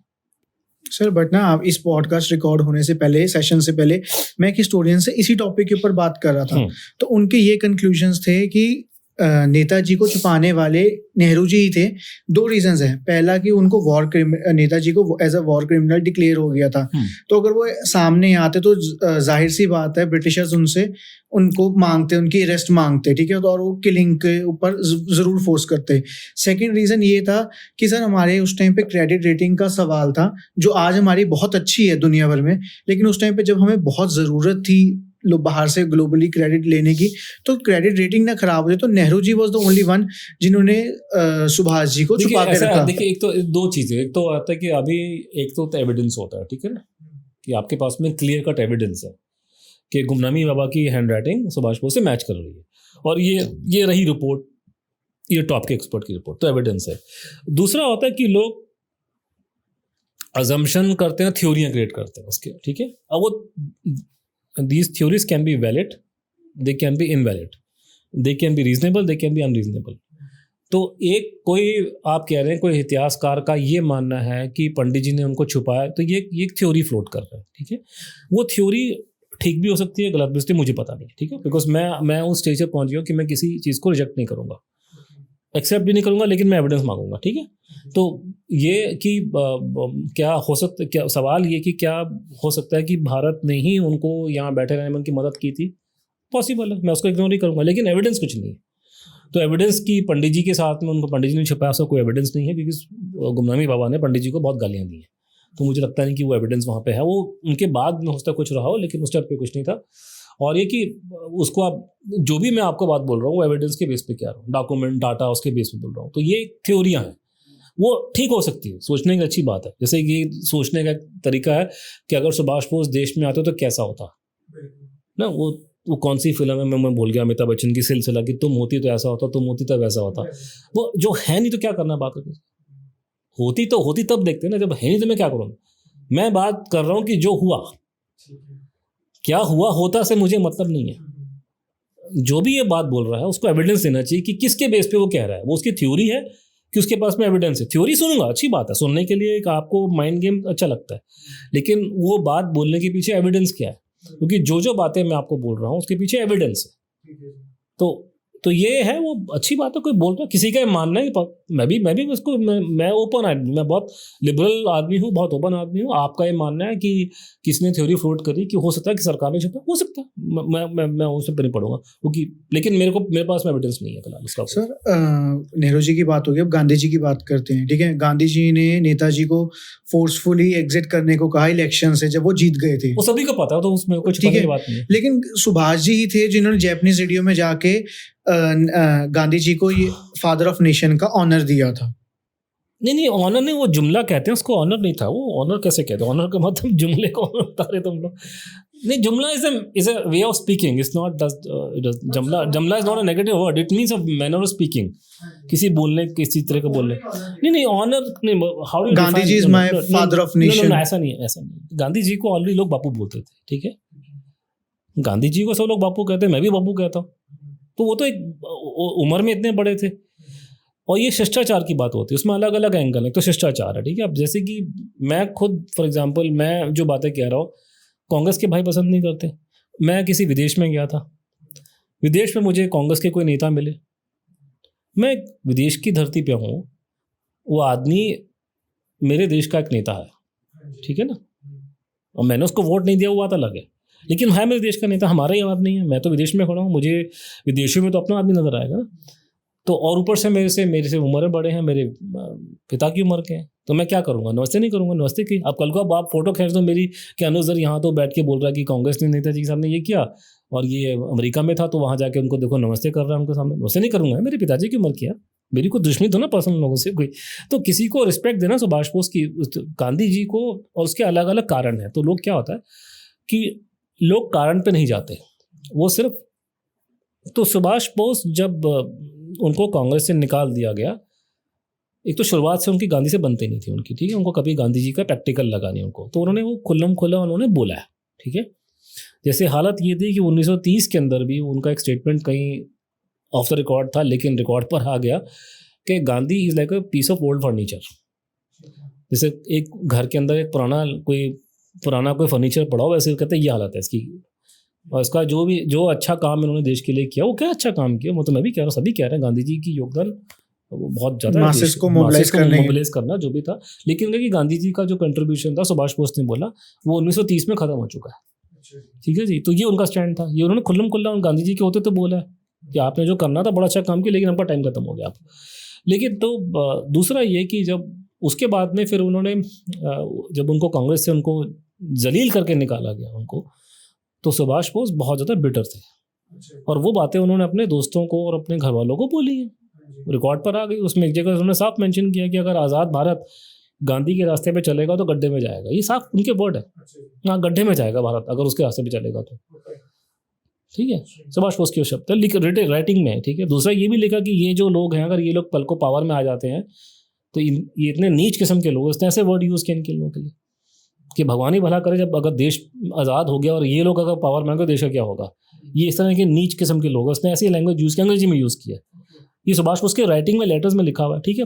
उसके बाद फिर वो एक चीज़, ये हमारे यहाँ पे एक बड़ा रैकेट चल रहा है हिस्ट्री के नाम पे, कि किसी भी आदमी ने अगर सुभाष बोस पर अगर 2% की स्टडी करी हो उनकी लाइफ एंड टाइम्स पे, मैं तो उनकी लाइफ एंड टाइम पे, मैं तो डेथ हिस्ट्री की पर हूँ, लेकिन किसी ने अगर 2% भी स्टडी की हो, तो सबको पता है कि सुभाष चंद्र बोस जब यहाँ से देश से निकल गए और जर्मनी पहुँच जाते हैं, तो जब तक आप देश के अंदर हैं तो आपके ऊपर कुछ और वो है, लेकिन बाहर जाके फ्री हो गया।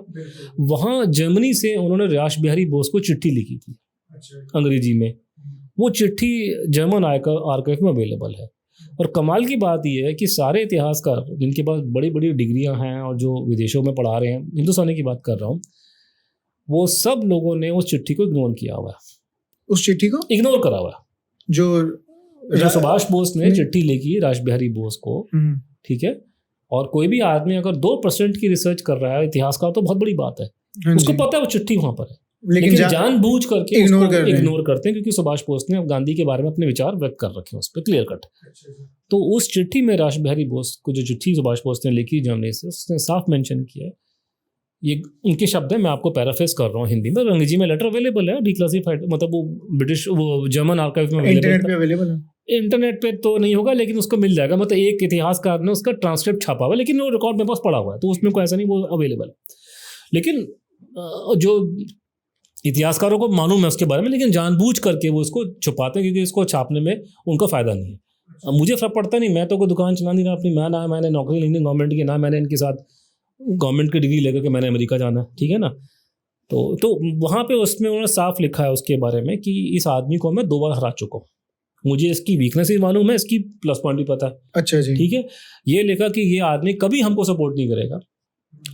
तो ये लिखा उनके बारे में कि ये पहले तो अपोज करता है, लेकिन ये हमेशा अंग्रेजों से कॉम्प्रोमाइज़ करता है। बहुत गलत बात है, लेकिन लिखी उन्होंने सुभाष बोस ने, पहले अंग्रेजों को हल्का सा अपोज करेगा लेकिन बाद में कॉम्प्रोमाइज़ करता है। ये उन्होंने साफ लिखा अंग्रेजों, which is very damaging actually if you ask me, कि he always compromise with the British. और ये लिखा अभी भी यही कर रहा है, ये बोला उन्होंने उस लेटर में कि अभी भी यही काम कर रहा है ये। फिर उसमें बोला कि हमको इसकी बहुत ज़्यादा तारीफ करेंगे तो नुकसान हमको होगा। अच्छा, ये भी लिखा उसके बारे में।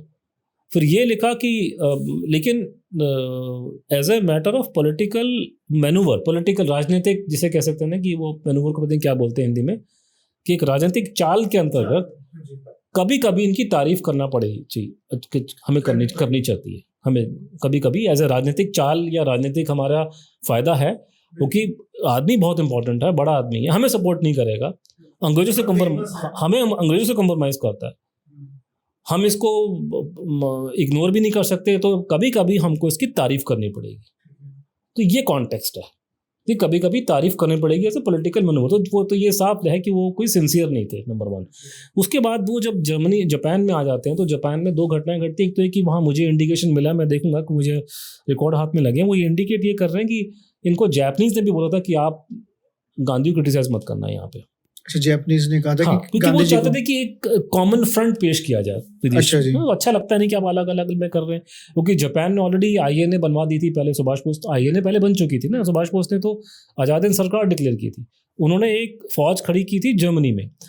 जापान ने तो ऑलरेडी 1942 में एक आईएनए खड़ी कर दी, और वो जो बड़ा फेमस कहानी कि उसमें 3 ब्रिगेड थे, नेहरू ब्रिगेड, गांधी ब्रिगेड, वो सुभाष बोस ने बनाया था, उनसे पहले मनमोहन सिंह बना चुका था, ठीक है। और उसका कारण ये था कि जापानियों ने क्यों बोला, और सुभाष बोस को भी बाद में ये बात को मानना पड़ा था। हुआ ये था कि जो ये साउथ ईस्ट एशिया जो रीजन है, जहाँ पे आज़ाद हिंद सरकार काम कर रही है, थाईलैंड में, बर्मिया में, इन सब जगहों पे, यहाँ पे बहुत भारतीय थे, और वो जो वहाँ पे उनके बीच में जो काम चल रहा था या जो उनकी विचारधारा थी, वो गांधी जी को बहुत रिस्पेक्ट करते थे, कांग्रेस को करके, गांधीयन फ्लो, तो वो इकोसिस्टम पूरा कांग्रेस का था। तो सुभाष बोस और इनफैक्ट जब नेताजी वहाँ पहुंचे तो मुझे उसमें से याद है कि एक बहुत बड़ा आदमी जो बाद में आईएनए का मतलब आज़ाद हिंद सरकार का नेता बना, तो उसने बोला कि हमने सुभाष बोस से आते ही पूछा कि आप गांधी को क्रिटिसाइज करोगे यहाँ पे क्या, तो सुभाष बोस ने कहा मैं नहीं करूँगा क्रिटिसाइज। तो एक तो वहाँ का इकोसिस्टम उनके फेवर में। अब वो है ना कि इकोसिस्टम अगर मुझे मिल जाकर आप बोलो कि भाई आप जाकर के इस फला स्टेट में चले जाओ, वहाँ जाकर क्रिटिसाइज करो उसकी चीफ मिनिस्टर को, मैं पागल हूँ मर जाकर बोलूँगा, और मेरी के खाल नोच लेंगे वहाँ जाकर के लोग। खैर सुभाष बोस को वो डर नहीं होगा, पर मैं अपनी बात कर रहा हूँ कि हम भी इकोसिस्टम में, जब सारी दुनिया जो है उसके फेवर डबली बजा रही है, मैं क्यों उल्टा के बोलूँगा, और कोई फ़ायदा कुछ होगा नहीं। तो उन्होंने उसको ध्यान में रखते हुए, और दूसरा सबसे बड़ी बात ये जो आती कि उन्होंने, आपने कहा कि रेडियो में कहा था, वो लोग क्या कर रहे हैं कि लोग उनके पूरे भाषण को नहीं पढ़ते। अच्छा जी। वो पूरा जो भाषण है, एक तो गांधी जी को लोग बापू कहते हैं, तो अंग्रेजी बापू को क्या बोलेंगे, फादर ऑफ नेशन बोलेंगे, अपना बाप तो नहीं कहा उसने, कहा फादर ऑफ नेशन है, वो सभी कहते हैं, हम भी कहते हैं, मैं भी कहता हूँ, गांधी जी का दर्जा था। एक जुमला है, बोलने का स्टाइल है, उसमें उसका कोई उसको आप उसको ऑनर कैसे बता रहे हैं। ये तो नहीं कि नहीं तो आज़ाद हिंद सरकार में वो एक प्रॉपरली वो निकाल के ऑनर देते, ये एक भाषण था, भाषण दे देते मोदी जी बहुत बड़ी बातें बोलते हैं, करते करते बात निकल जाती है मुंह से, उन्होंने बोल दिया। लेकिन वो जो भाषण का जो लबो लबाब है, जो उसका जो सम एंड सब्सटेंस है, वो गांधी को क्रिटिसाइज कर रहे हैं। उसकी शुरुआत में उन्होंने बोल दिया कि बापू तुम्हारे चले रास्ते पे देश आज़ाद नहीं होगा, आप हमें ब्लेसिंग दो।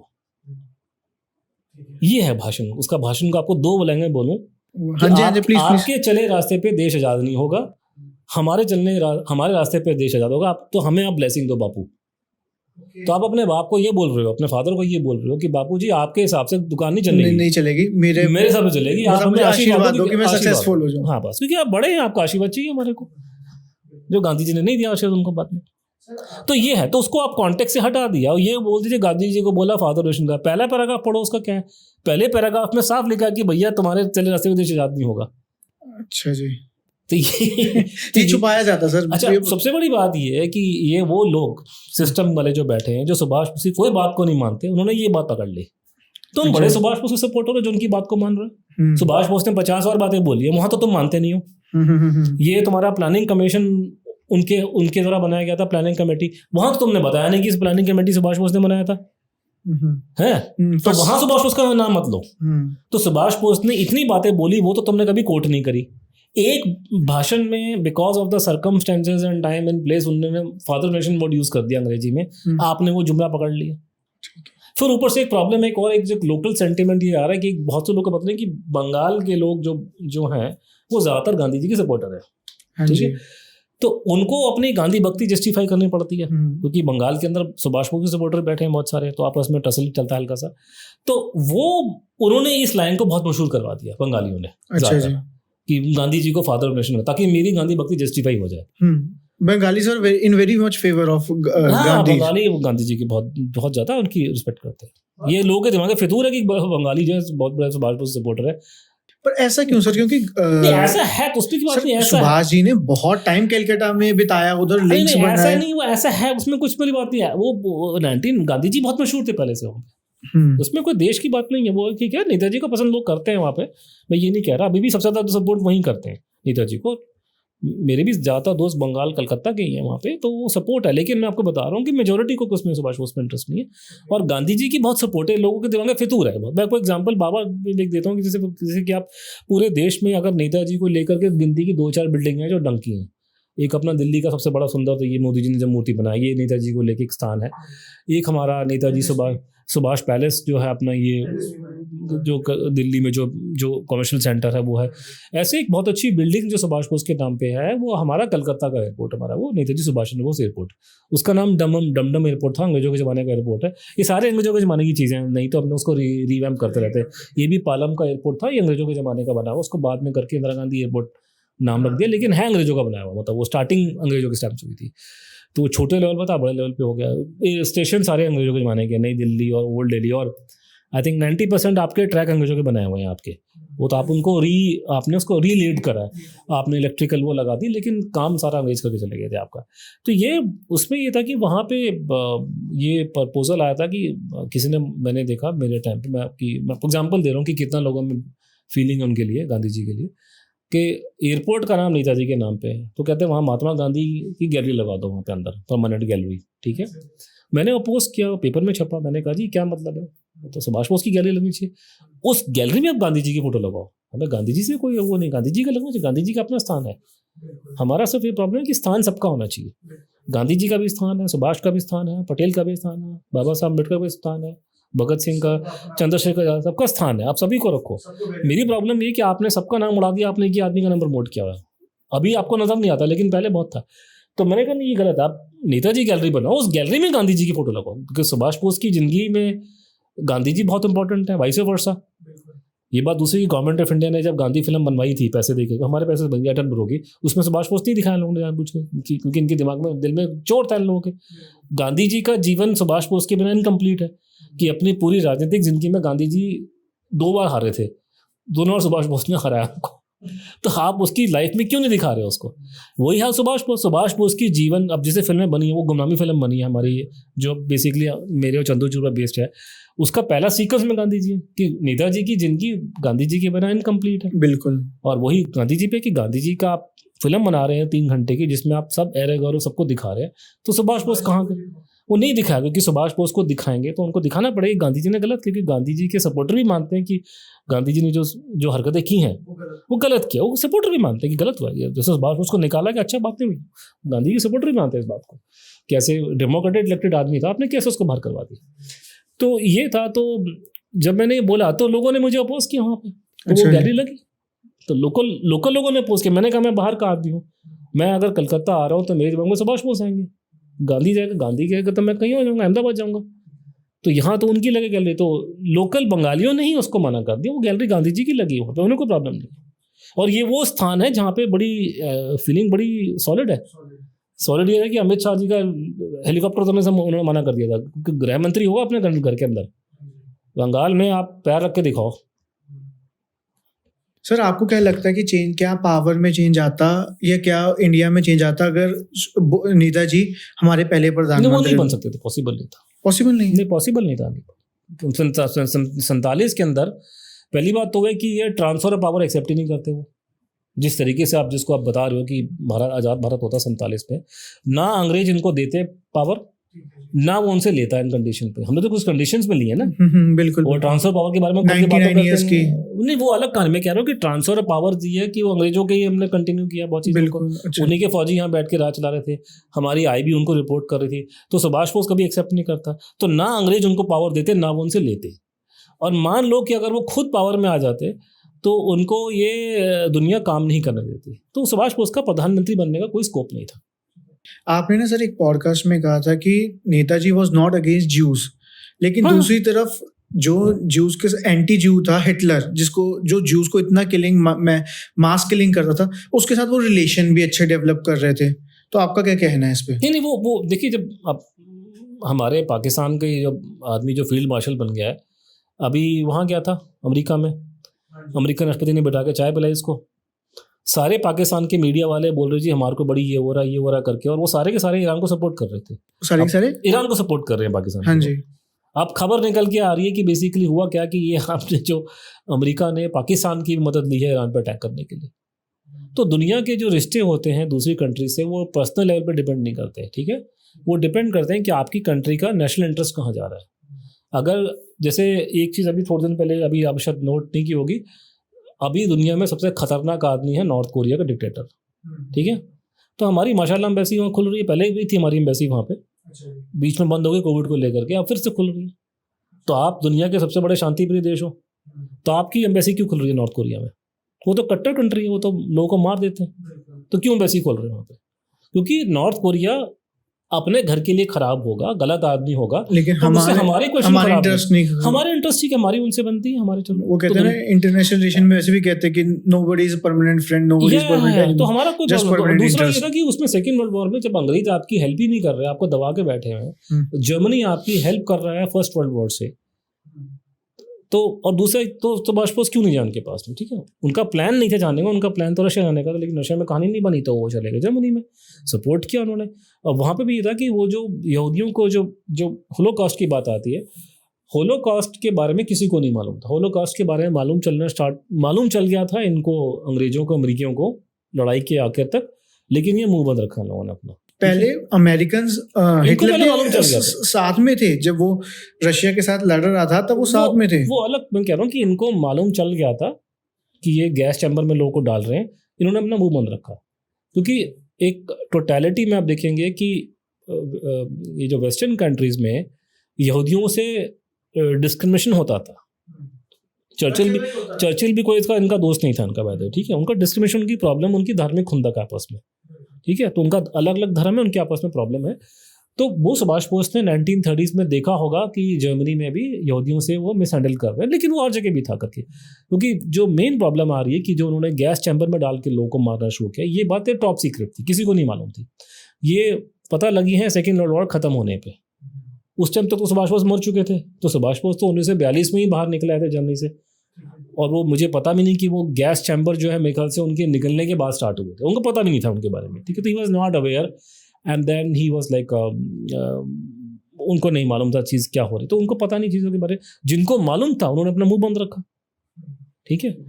ये अपना जो इजराइल के राष्ट्र प्रधानमंत्री हैं बेंजामिन नेतन्याहू, इन्होंने खुद स्टेटमेंट दी है पब्लिकली, गूगल कर लीजिएगा, कि अमेरिकन को इनको मालूम था कि बंदे मारे जा रहे हैं, इन्होंने मुंह बंद रखा अपना वहाँ पे जर्मनी के अंदर। तो ऐसा है ना कि वो बड़ा अच्छी कहावत है ना बाइबल में कि पत्थर पहले वो मारे जिसने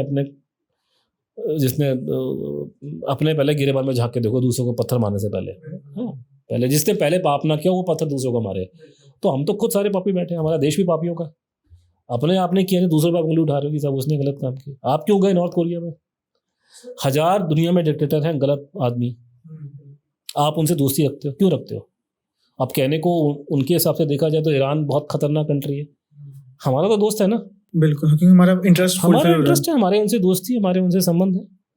दुनिया में सबसे ज़्यादा शिया समुदाय के लोग रहते हैं ईरान में, नंबर 2 में भारत में रहते हैं। हम कैसे इग्नोर कर दें?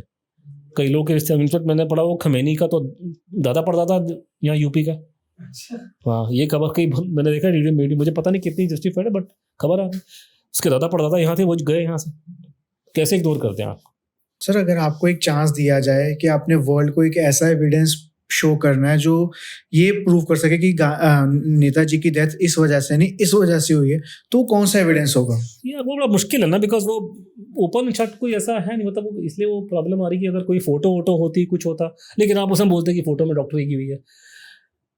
अभी तो फिर मेरे ख्याल से अभी वर्ल्ड की आप जो बात कह रहे हैं, बिकॉज वर्ल्ड में मेरे ख्याल से वो जो कर्ट बैगेट का रिपोर्ट आया था, और कर्ट साहब ने बाइट भी दी, अवेलेबल है, मैं दिखाता हूँ लोगों को अपने, क्योंकि उसमें आपके सामने दिखाई दे रहा है कि एक अंग्रेज अमेरिकन आदमी है, उसको झूठ बोलने का मोटिव नहीं है, वो हैंडराइटिंग चेक करके बोल रहा है कि हैंडराइटिंग मैच कर रही है। हाँ, आप उस पर ये बोलो कि भाई मैं नहीं मानता, ठीक है, आप नहीं मानते तो अपनी रिपोर्ट निकाल दो, आपके पास वो रिपोर्ट है नहीं, सरकारी रिपोर्ट बहुत घटी है, आप दिखा दीजिए, मैं आपको दिखा दूंगा। दूसरा आप ये बोलो कि नहीं हैंडराइटिंग जो है वो प्रूफ नहीं है पूरा का पूरा, मैं नहीं कह रहा पूरा, मैं कह रहा हूँ कि और भी प्रूफ है, लेकिन ये एक बहुत सॉलिड प्रूफ है, दुनिया में हर जो कोर्ट कचहरी में ही चलता है। तो मेरे ख्याल से विजुअली वो बहुत इंपॉर्टेंट है, क्योंकि मैं और के नाम लूँ, जैसे मेरे लिए फॉर एग्जाम्पल पूछोगी कि जिस दिन लीला रॉय ने ये एडमिट कर लिया डायरेक्टली कि वो सुभाष बोस थे, I think we don't require evidence, but the problem is कि लीला रॉय का जो एविडेंस है वो, क्योंकि आपको पता नहीं, आपको जनता को पता नहीं लीला रॉय कौन थी। जस्टिस मुखर्जी ने स्टेटमेंट दी वो कि वही सुभाष बोस थे। I think that is more important, because justice Mukherjee जिसने कमिश्नर ऑफ इंक्वायरी लीड करी, जिसने नेताजी इंक्वायरी कमीशन लीड किया, जिसको सब कुछ पता है मोटा मोटा, उसने रिपोर्ट दी। अगर वो खुद कह रहा है कि मैं 100% कन्विंस हूँ कि वही सुभाष चंद्र बोस थे, और वीडियो में रिकॉर्डेड हो गया, तो आपको क्या प्रूफ चाहिए? अब उसको आप, लेकिन आप उसको लीगली बात बोलेंगे। हमारे यहाँ प्रॉब्लम है ना कि लोग घुमा रहे हैं चीज़ों की, हमें तो लीगल एविडेंस चाहिए। लीगल में तो हैंडराइटिंग हो जाएगा, क्योंकि एक ऐसा नहीं है ना, अलग अलग चीज़ों को मिला करके, जैसे वो ना वो बहुत से डॉट्स हैं उनको हमने कनेक्ट किया है, बट लेकिन अगर यही केस अगर नेताजी का नाम होता, कोई और केस होता, और उसमें अगर कोई जज ये बोल देता कि ये चीज़ वैसी थी लेकिन मैं साबित नहीं कर सका, तो पूरे देश में आग लग जाती। अब आग नहीं लग रही क्योंकि वो जज बैठा है कलकत्ता में, बंगालियों को सुभाष बोस में इंटरेस्ट नहीं है, तो वहाँ कुछ बवाल नहीं मच रहा। कोई और स्टेट होता तो बवाल मच जाता पूरे देश के अंदर।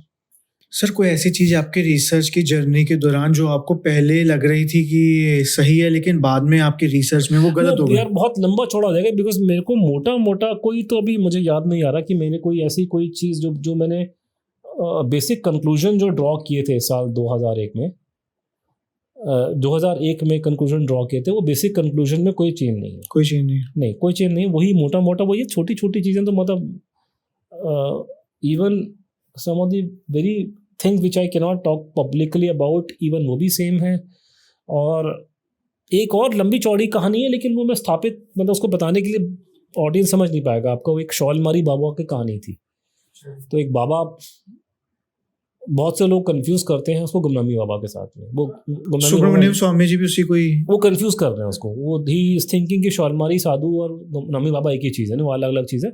शॉलमारी साधु की कहानी पब्लिक में थी, गुमनामी बाबा की कहानी पब्लिक में हुई उसके मरने के बाद में, 85 के बाद। और ये शॉलमारी साधु उनका नाम था शॉलमारी बाबा, उनको लोग बोलते थे, मतलब उनका नाम रखा गया था, नाम उनका शादानंद जी महाराज था, लेकिन उनको लोग ये उन्हीं के जीवन काल में जब उनके बारे में लोगों ने बोलना शुरू किया कि वो सुभाष चंद्र बोस है 1960 ऑनवर्ड्स, तो उसी टाइम पे उनके बारे में शॉलमारी साधु या शॉलमारी बाबा उनको बोला जाता था उसके बारे में। लेकिन गुमनामी बाबा के बारे में किसी को नहीं मालूम था जब तक उनकी 85 में डेथ नहीं हुई। उनका नाम गुमनामी बाबा नहीं था। मरने के बाद लोकल मीडिया ने उनको गुमनामी बाबा का नाम दिया, ठीक है। उनका असली में नाम उनको लोग उनके जीते किसी जी को गुमनामी पता नहीं बाबा था। नहीं जीते जी उनको लोग भगवान जी बोलते थे लोकल, उनको हम भगवान जी कहते हैं। गुमनामी बाबा तो पब्लिक का नाम रख दिया तो नाम पड़ गया। उनके जीते जी कभी किसी ने उनको गुमनामी बाबा नहीं बोला उनको, ठीक है। तो उनको ना भगवंत जी लोग बोलते थे उनके पास जो मिलते थे। तो शॉलमरी साधु के बारे में ये कहानी थी कि लोगों ने एक थ्योरी फ्लोट की थी कि ये आईबी ने बंदा प्लांट किया है ताकि अटेंशन डाइवर्ट हो जाए नेताजी से। नेताजी रूस के अंदर है और वहाँ उनको मार मूर दिया। तो गवर्नमेंट ने, पंडित जी का लोग नाम लेते हैं कि आईबी ने उस जमाने में ये स्टोरी प्लांट करी थी, ठीक है। तो इनिशियली मैं भी उसी लाइन में था कि ये प्लांटेड आदमी है गवर्नमेंट का। बाद में मेरे को समझ में अब जो मेरी नॉलेज, अब देखिए मैं भी वही बोलूंगा जो डाटा मुझे दिखाई देगा। मैं आपको मैंने बोला विदाउट प्रूफ एंड एविडेंस तो नहीं। नॉट ओनली दैट, मेरा कोई वो भी नहीं है, मतलब मेरा कोई मेरा स्टेक सिर्फ सच्चाई में है। मेरा स्टेक सच्चाई के अलावा किसी और में नहीं है। मैं कोई पॉलिटिकल जमात में मेरा स्टेक नहीं कि एक बार बोल दिया तो बोल दिया, मैं पीछे हटूंगा नहीं, ऐसा नहीं है। आज के दिन में भी मैं आपको बता रहा हूँ, इतना करने के बाद में लोग मुझे एविडेंस देते हैं कि नहीं आप गलत कह रहे हो, वो तो मर गए थे प्लेन क्रैश में। तो बोल तो दिखाओ मुझे क्या आपके पास में, वो ठीक है, मैं वो समझ जाता हूँ 2 मिनट में की बकवास है, लेकिन मैं I don't have a close mind. तो मुझे ये पता नहीं कि फ्यूचर में क्या डॉक्यूमेंट निकल के आएंगे कागजों का। लेकिन जो आज के दिन में जो मेरे पास में मेरे को जो एविडेंस या जो भी मुझे इन्फॉर्मेशन मेरे हाथ में आई है, वो ये दिखा रही है कि गुमनामी बाबा ने ही स्टोरी को प्लांट किया था। तो ये गवर्नमेंट का हाथ नहीं है इसमें असली आदमी का हाथ है। तो ये बात मुझे पहले नहीं मालूम थी। मेरी पहली किताब में मैंने शायद यही मेंशन किया कि ये आदमी गवर्नमेंट ने प्लांट किया, मतलब मैंने वो उसको इनडायरेक्टली उस स्टोरी को सपोर्ट किया था। लेकिन बाकी किताबों में और आज के दिन में मैं आपको जो मेरा स्टेटमेंट ये है कि अभी जो नया एविडेंस निकल के आया उसके हिसाब से ये आदमी जो है ये वो था। और एक और चीज़ जो मेरे हाथ में बिल्कुल रिसेंटली आई है, in hindsight I should have done it the same way, but then मुझे नहीं मालूम कि हम लोग एक जनरल सुभाष बोस की जो प्लेन क्रैश में डेथ बोली जाती है, तो ये कहा जाता है कि सुभाष चंद्र बोस अकेले नहीं थे जो मरे थे, उसमें 4-5 लोग और मरे थे। तो बेसिकली 2 बंदों की डेथ हुई है, सुभाष बोस और जनरल शिडाई, और 2-4 जापानीज। तो आप नीचे के लोगों को छोड़ दीजिए कि वो छोटे लोग थे, लेकिन वो जहाज उस जनरल को लेके जा रहा था, लेफ्टिनेंट जनरल शिडाई को। तो शिडाई बहुत बड़ा फौज का अफसर है, जनरल है, तो उसको छोटा मोटा आदमी नहीं है। तो उसकी अब लेकिन डिडक्शन तो मैं निकाल दी कि वो नहीं मरे। तो मेरी समहाउ पहले हमारी थिंकिंग ये थी कि नेताजी रशिया गए तो शिडाई उनके साथ रशिया चले गए होंगे। That was the assumption we had. अभी मेरे को अब समझ में रिसेंटली हमको कहानी हमारे हाथ में आई है, तो हमें मालूम चल रहा है कि शिडाई was never there and he died elsewhere. तो शिडाई साहब रशिया नहीं गए, वो ख़त्म हो गए थे, और वो उनकी मौत का सुभाष बोस की मौत से कोई लिंक नहीं है। सिर्फ जापानियों ने उनकी मौत को सुभाष बोस की मौत की कहानी के लिए यूज़ किया, कवर स्टोरी के तौर पे आप कह सकते हैं। तो ये चीज़ बहुत नई चीज़ है कि ये मुझे पहले नहीं मालूम थी, अभी मालूम चल रही है। लेकिन वो है ना कि इन हाइंडसाइट में अब सोच रहा हूँ कि क्योंकि भगवंत जी ने बात करी है प्लेन क्रैश की थ्योरी के बारे में, तो उन्होंने भी शिडाई का नाम कभी नहीं लिया था। ये मुझे नहीं मालूम था, मतलब 1-2 फॉलोअर्स ने गलत बोल दिया होगा, लेकिन भगवंत जी के जो नोट हमारे हाथ में जो रेलिवेंट नोट आए, उन्होंने शिडाई का नाम नहीं लिया। तो मैं ये समझ नहीं पा रहा था कि भाई सुभाष चंद्र बोस जीवित हैं, भारत में है, और ये घटना 1962-63 की है। सभी को मालूम है सुभाष बोस की प्लेन क्रैश में घटना घटी और शिडाई की डेथ हो गई है, लेकिन गुमनामी बाबा ने कभी उस शिडाई का नाम नहीं लिया। तो अब समझ में, आप जब नया एविडेंस सामने निकल के आया कि सही में शिडाई नहीं था वहाँ पे, ये एक लंबी, तो ये मेरे ख्याल से एक चीज़ है जो मैं बिल्कुल अलग हूँ पहले से। लेकिन again I will tell you कि मेरा कोई क्लोज माइंड नहीं है। अभी के दिन में भी मुझे अगर कोई फेसबुक के अंदर या सोशल मीडिया में गाली देता है, मतलब गाली का मतलब क्रिटिसाइज करता है, गाली देता है, पॉजिटिव क्रिटिसिज्म देते हैं, हाँ, तो मैं उसको पढ़ता हूँ।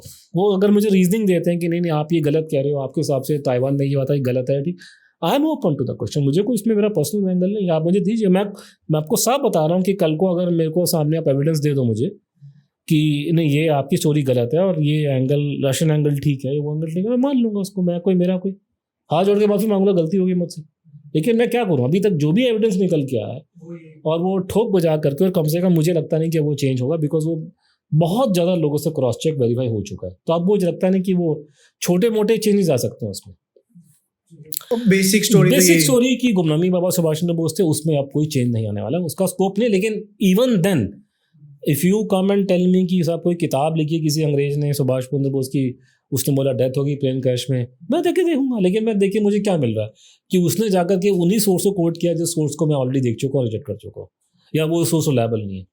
जस्ट बिकॉज वो किताब किसी अंग्रेज ने लिखी है, वो अंग्रेज अच्छी अंग्रेजी बोल रहा है, या फिर वो, तो दैट डजंट इम्प्रेस मी ना, दैट माइट इम्प्रेस पीपल। अब कोई जैसे वो फेमस कहा वो है ना कि ये अपना ध्रुव राठी जो है, उसने कोई प्रोग्राम बनाया नेताजी की डेथ पे।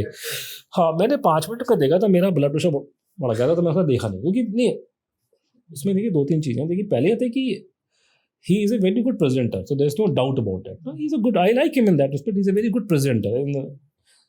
एक चीज़ों का प्रेजेंट करने की तरीका बहुत अच्छा है, होता है उसका तरीका बहुत अच्छा है. तो he is a very good presenter. He's a very handsome looking person also. That also adds, शक्ल बहुत मैटर करती है इन चीज़ों में. फिल्म एक्टर सारे जिनकी शक्लें अच्छी नहीं, तो हमको तो भैया प्रेम चोपड़ा पसंद आता है. आप लोग पागल हैं उनके पीछे, दूसरे एक्टर्स के पीछे, क्योंकि शक्ल से दिखे अच्छे लग रहे हैं, क्योंकि दुनिया बड़ी अनबायस है और शक्ल पे चलती है. Book is judged by its cover. हाँ, book is not judged by इसका, बट कम से कम फिल्म इंडस्ट्री के में से भारत में कि आप शक्ल लेके आप लोग को अच्छा बुरा बताते हैं. कि आपको किसने बोला कि प्रेम चोपड़ा बहुत हैंडसम है अपनी तरह, लेकिन आप उसे विलन बना दिया उड़ा करके. अब आप जो हीरो बना रहे हो तो ही is a very handsome and very presentable, very articulate, अच्छा बोलता है, वो करता है. तो I like him for that respect, because मैं मीडिया में रह चुका हूँ, तो मुझे उसमें कोई, और मेरी कोई पर्सनल दुश्मनी तो है नहीं कि मेरी कौन सा बहस चोरी करी है. अब उसने नेताजी को उल्टा मतलब उसने इस कॉन्टेक्स्ट में उसने शायद स्टैंड मेरे से, मैंने 5 मिनट देखा था. दूसरा ये कि he is not a researcher on this topic.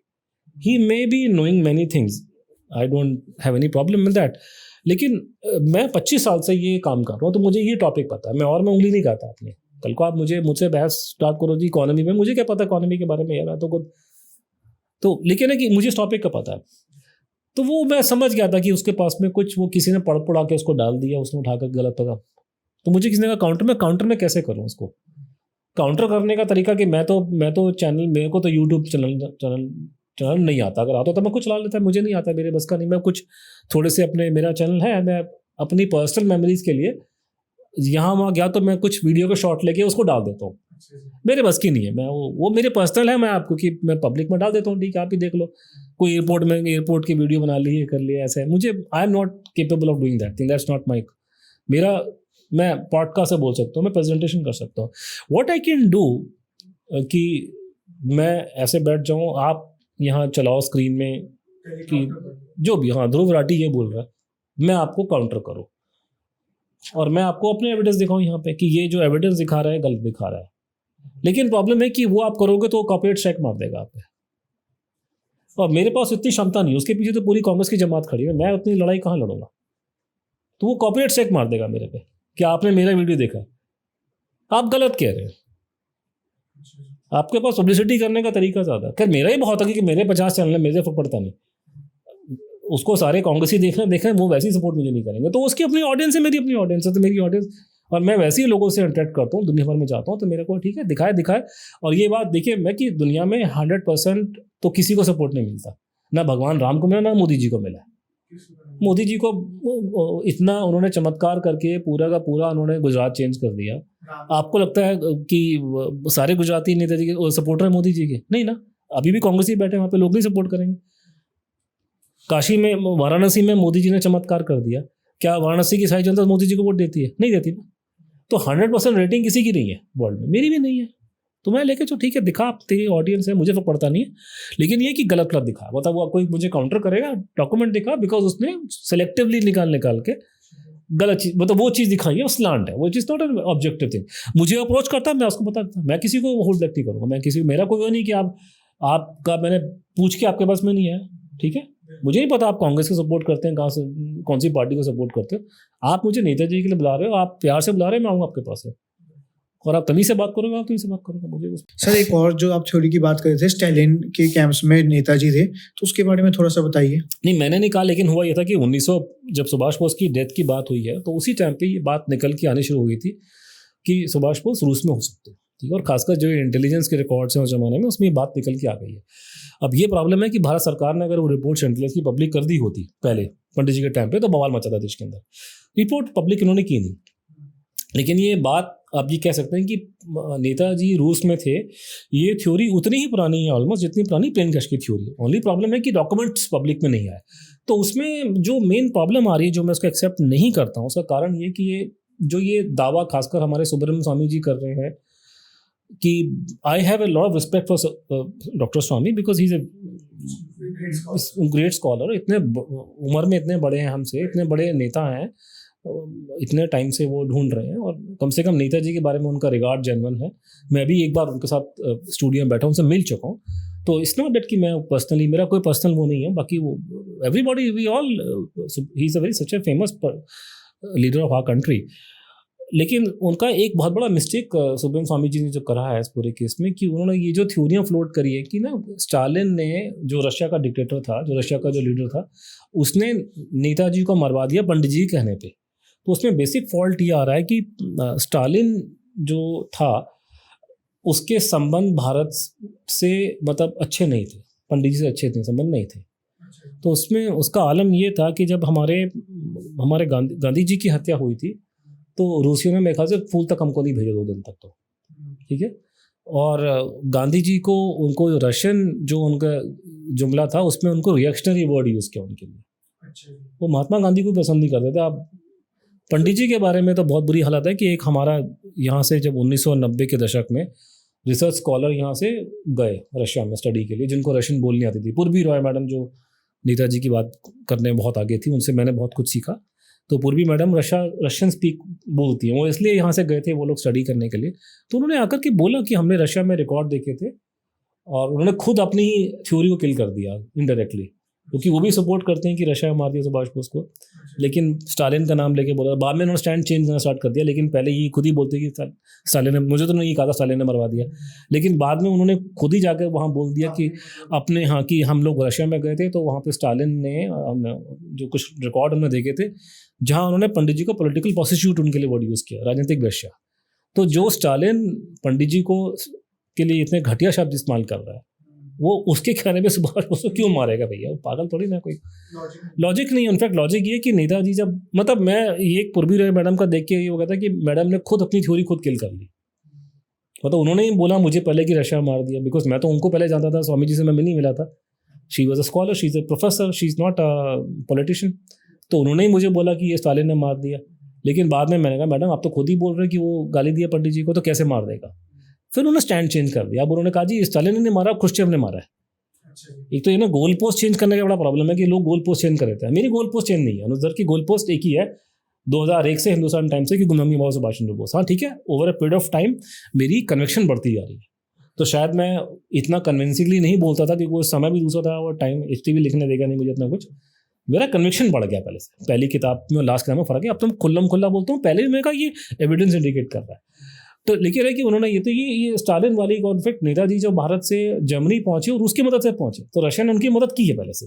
तो जो आदमी आपके दोस्त आपके साथ में, उसे क्यों मारोगे? इनफैक्ट जस्टिस मुखर्जी जब गए थे रशिया में इंक्वायरी के लिए, तो उनको वहाँ पे कुछ लोगों ने, रशियन स्कॉलर ने कहा था ऑफ द रिकॉर्ड डिस्कशन में कि अगर वो भारत से यहाँ पर आए होंगे तो उनको हमने बहुत आराम से रखा होगा, कोई किसी को ऐसे नहीं मारता। तो ये कहानी बकवास है। स्टालिन, बॉटम लाइन ये है कि ये जो बोलना कि स्टालिन ने मरवा दिया नेताजी को पंडित जी कहने पे, वो पूरी बकवास है, क्योंकि स्टालिन पंडित जी से नफरत करते थे। सर, नेताजी की भारत की आज़ादी में क्या ऐसी कॉन्ट्रीब्यूशंस है जो आपको लगता है बहुत से लोगों को नहीं पता? मोटा मोटा तो पता है, आजाद हिंद फौज लीड करी। नहीं, कंट्रीब्यूशन वो इंडिपेंडेंस उसी वजह से मिला, बिकॉज आपकी जो अंग्रेज इस न केवल देश को, पूरा जो ब्रिटिश एम्पायर था, जो आपका पूरा मिडिल ईस्ट से लेकर के हांगकांग तक यहाँ बैठा था, उसमें सबसे ज़्यादा जो है मतलब जो सबसे बड़ा ताकत जो उनके पास डंडा था वो भारतीय फौज थी। वो यही जाकर डंडे मारते थे लोग। ये तो जैसे फॉर एग्जांपल आपको लोगों को पता नहीं अंग्रेजों के बारे में कि बहुत गलत उनके बारे में इमेज क्रिएट की गई है। आज के दिन में अगर इंग्लैंड में टेम्परेचर अगर हो जाए ना 30 डिग्री तो उसको हीट वेव कहते हैं वो लोग। हमारे यहाँ तो प्लेजेंट होता 30 में, तो हम लोग तो AC बंद हो जाते हैं हमारे।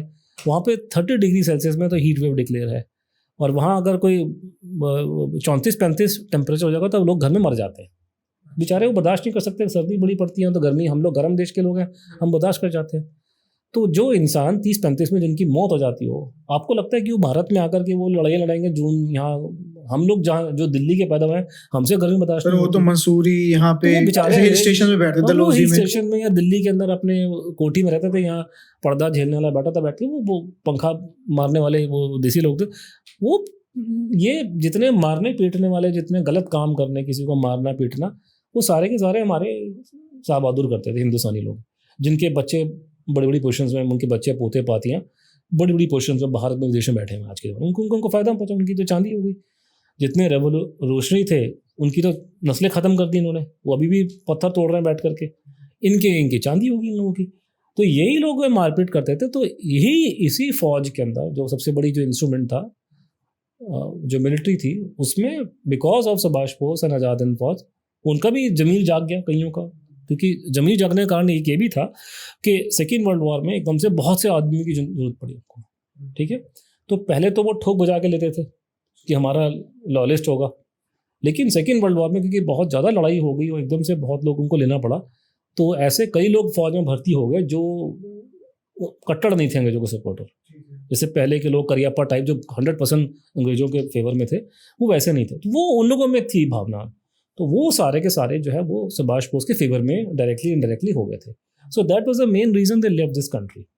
तो उसमें लोगों को बस ये ध्यान रखना है कि ये जो पूरी कहानी है वो दे दी हमें आज़ादी बिना खड़क बिना ढाल, ये सरासर झूठ है, ये गलत खबर हमारे पे डाली गई है। वो आज़ादी आपको मिली है क्योंकि सेकेंड वर्ल्ड वॉर से मिली है।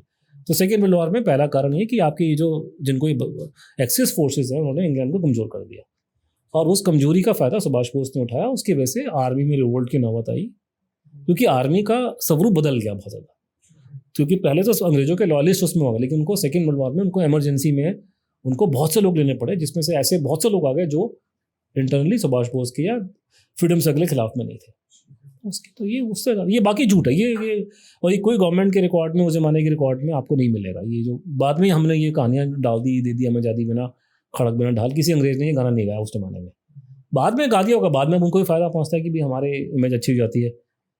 तो उसका है कि मुझे याद है कि ये लंदन में ये जो पार्लियामेंट स्क्वायर है आपका, जो अगर आप कभी इंग्लैंड में जाएंगे लंदन में, तो पार्लियामेंट स्क्वायर बिल्कुल उनका जो वेस्टमिंस्टर का जो उनकी पार्लियामेंट हाउस है, बिग बेंच जहाँ लगा हुआ है, उसके सामने एक पार्क है बिल्कुल साथ में, जो उनका जैसे हमारे यहाँ मेन पार्लियामेंट के उसके पार्लियामेंट बिल्डिंग के बिल्कुल सामने उनके छोटा पार्क है, उसको पार्लियामेंट स्क्वायर पार्क कहते हैं। पार्लियामेंट स्क्वायर जगह नाम है, मतलब उसमें उन्होंने मूर्तियाँ लगा रखी हैं बहुत बड़े लोगों की, जैसे उसमें मेरे ख्याल से चर्चिल की मूर्ति लगी है, तो गांधी जी की मूर्ति भी लगी वहाँ पे। तो जब मूर्ति लगी थी तो मुझे याद है कि मूर्ति लगने के 2-4 दिन पहले वहाँ पे खबर आई थी कि अभी हमारा भारत से कोई डिफेंस का बहुत बड़ा समझौता हुआ है।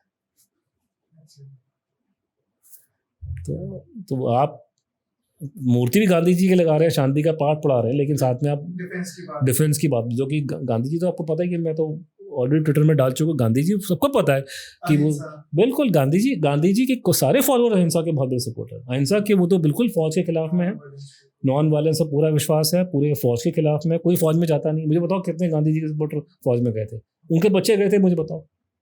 सब लोग शांति प्रिय लोग हैं, शांति तो जितनी आपको अमेरिका में शांति मिलेगी कहाँ मिलेगी। अब मैं तो खुद घूम के बता रहा हूँ, जो बड़ी शांति है न्यूयॉर्क के अंदर, न्यूयॉर्क में शांति है, लंदन में शांति है, एम्स्टरडैम में शांति है, शांति को आपको यहाँ से मिलेगी दिल्ली में कोई? तो बेचारे वहीं बैठे हुए जाकर के वो कभी नहीं जाते फौज में, भारत की फौज में, बाहर का मुझे पता नहीं है, भारत की तो वो तो बिल्कुल खिलाफ में इन चीज़ों के। तो एक तरफ आप ऐसी बातें कर रहे हो,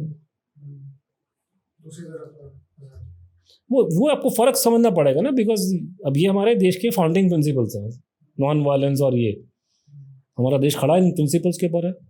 तो अभी जो पूरा देश, पूरी दुनिया में लड़ाई चल रही है, तो लोग बार बार अलग अलग बातें कह रहे हैं कि ईरान में ये कर दिया वो कर दिया, कि दुनिया में एक ही ऐसा देश है, सब दुनिया में जितने देश हैं वो अपने नेशनल इंटरेस्ट को पहले रखते हैं।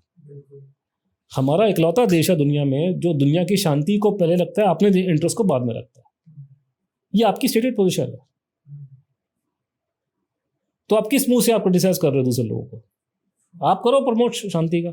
सवाल अब ये पैदा होता है कि नोबेल प्राइज आपको जो ट्रम्प की चिंता हो रही है नोबेल प्राइज उसको मिलना चाहिए, आपको क्यों नहीं मिला? ये बताओ भाई, शांति की बात कौन करता है सबसे ज्यादा दुनिया में? गांधी जी।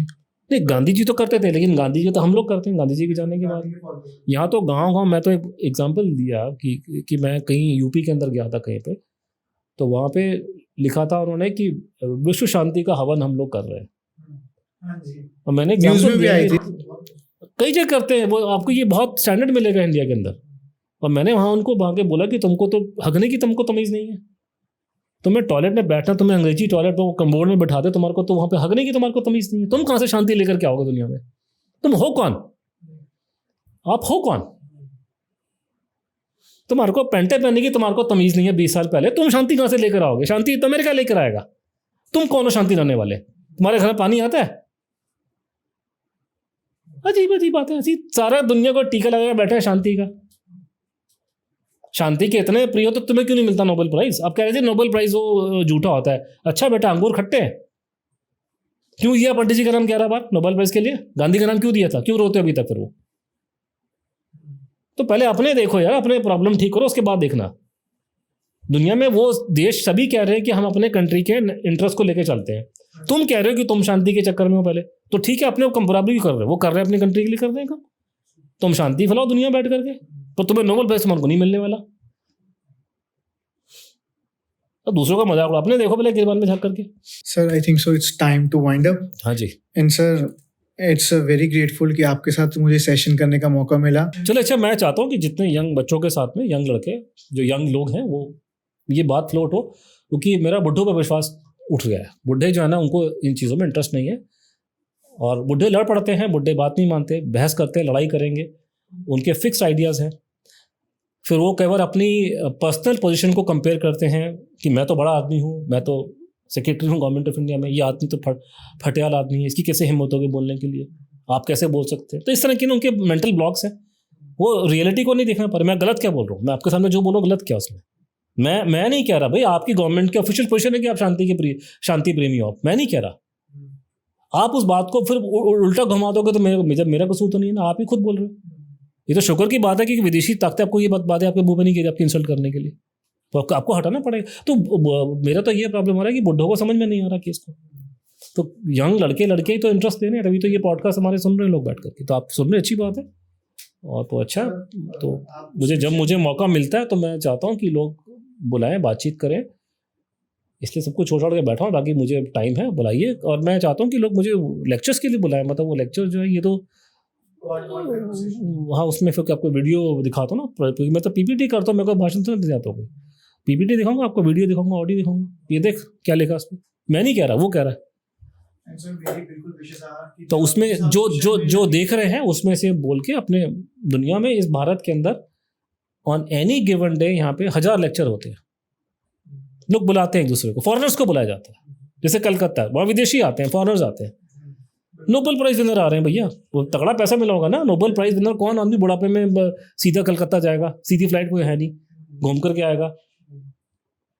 किसी अमेरिकन के लिए थर्ड वर्ल्ड कंट्री में जाना आसान थोड़ी ना, तो तगड़ा पैसा मिलेगा तभी जाएगा ना। तो जब लोग उनको बुला सकते हो तो मैंने क्या बात की है, हमें बुलाया ना, बुलाया, लेक्चर कर रहे हैं, यूनिवर्सिटीज़ हैं, सब में सेमिनार हॉल्स हैं, वो करें, तो बात करूँगा कि लोगों के सामने ये बात है।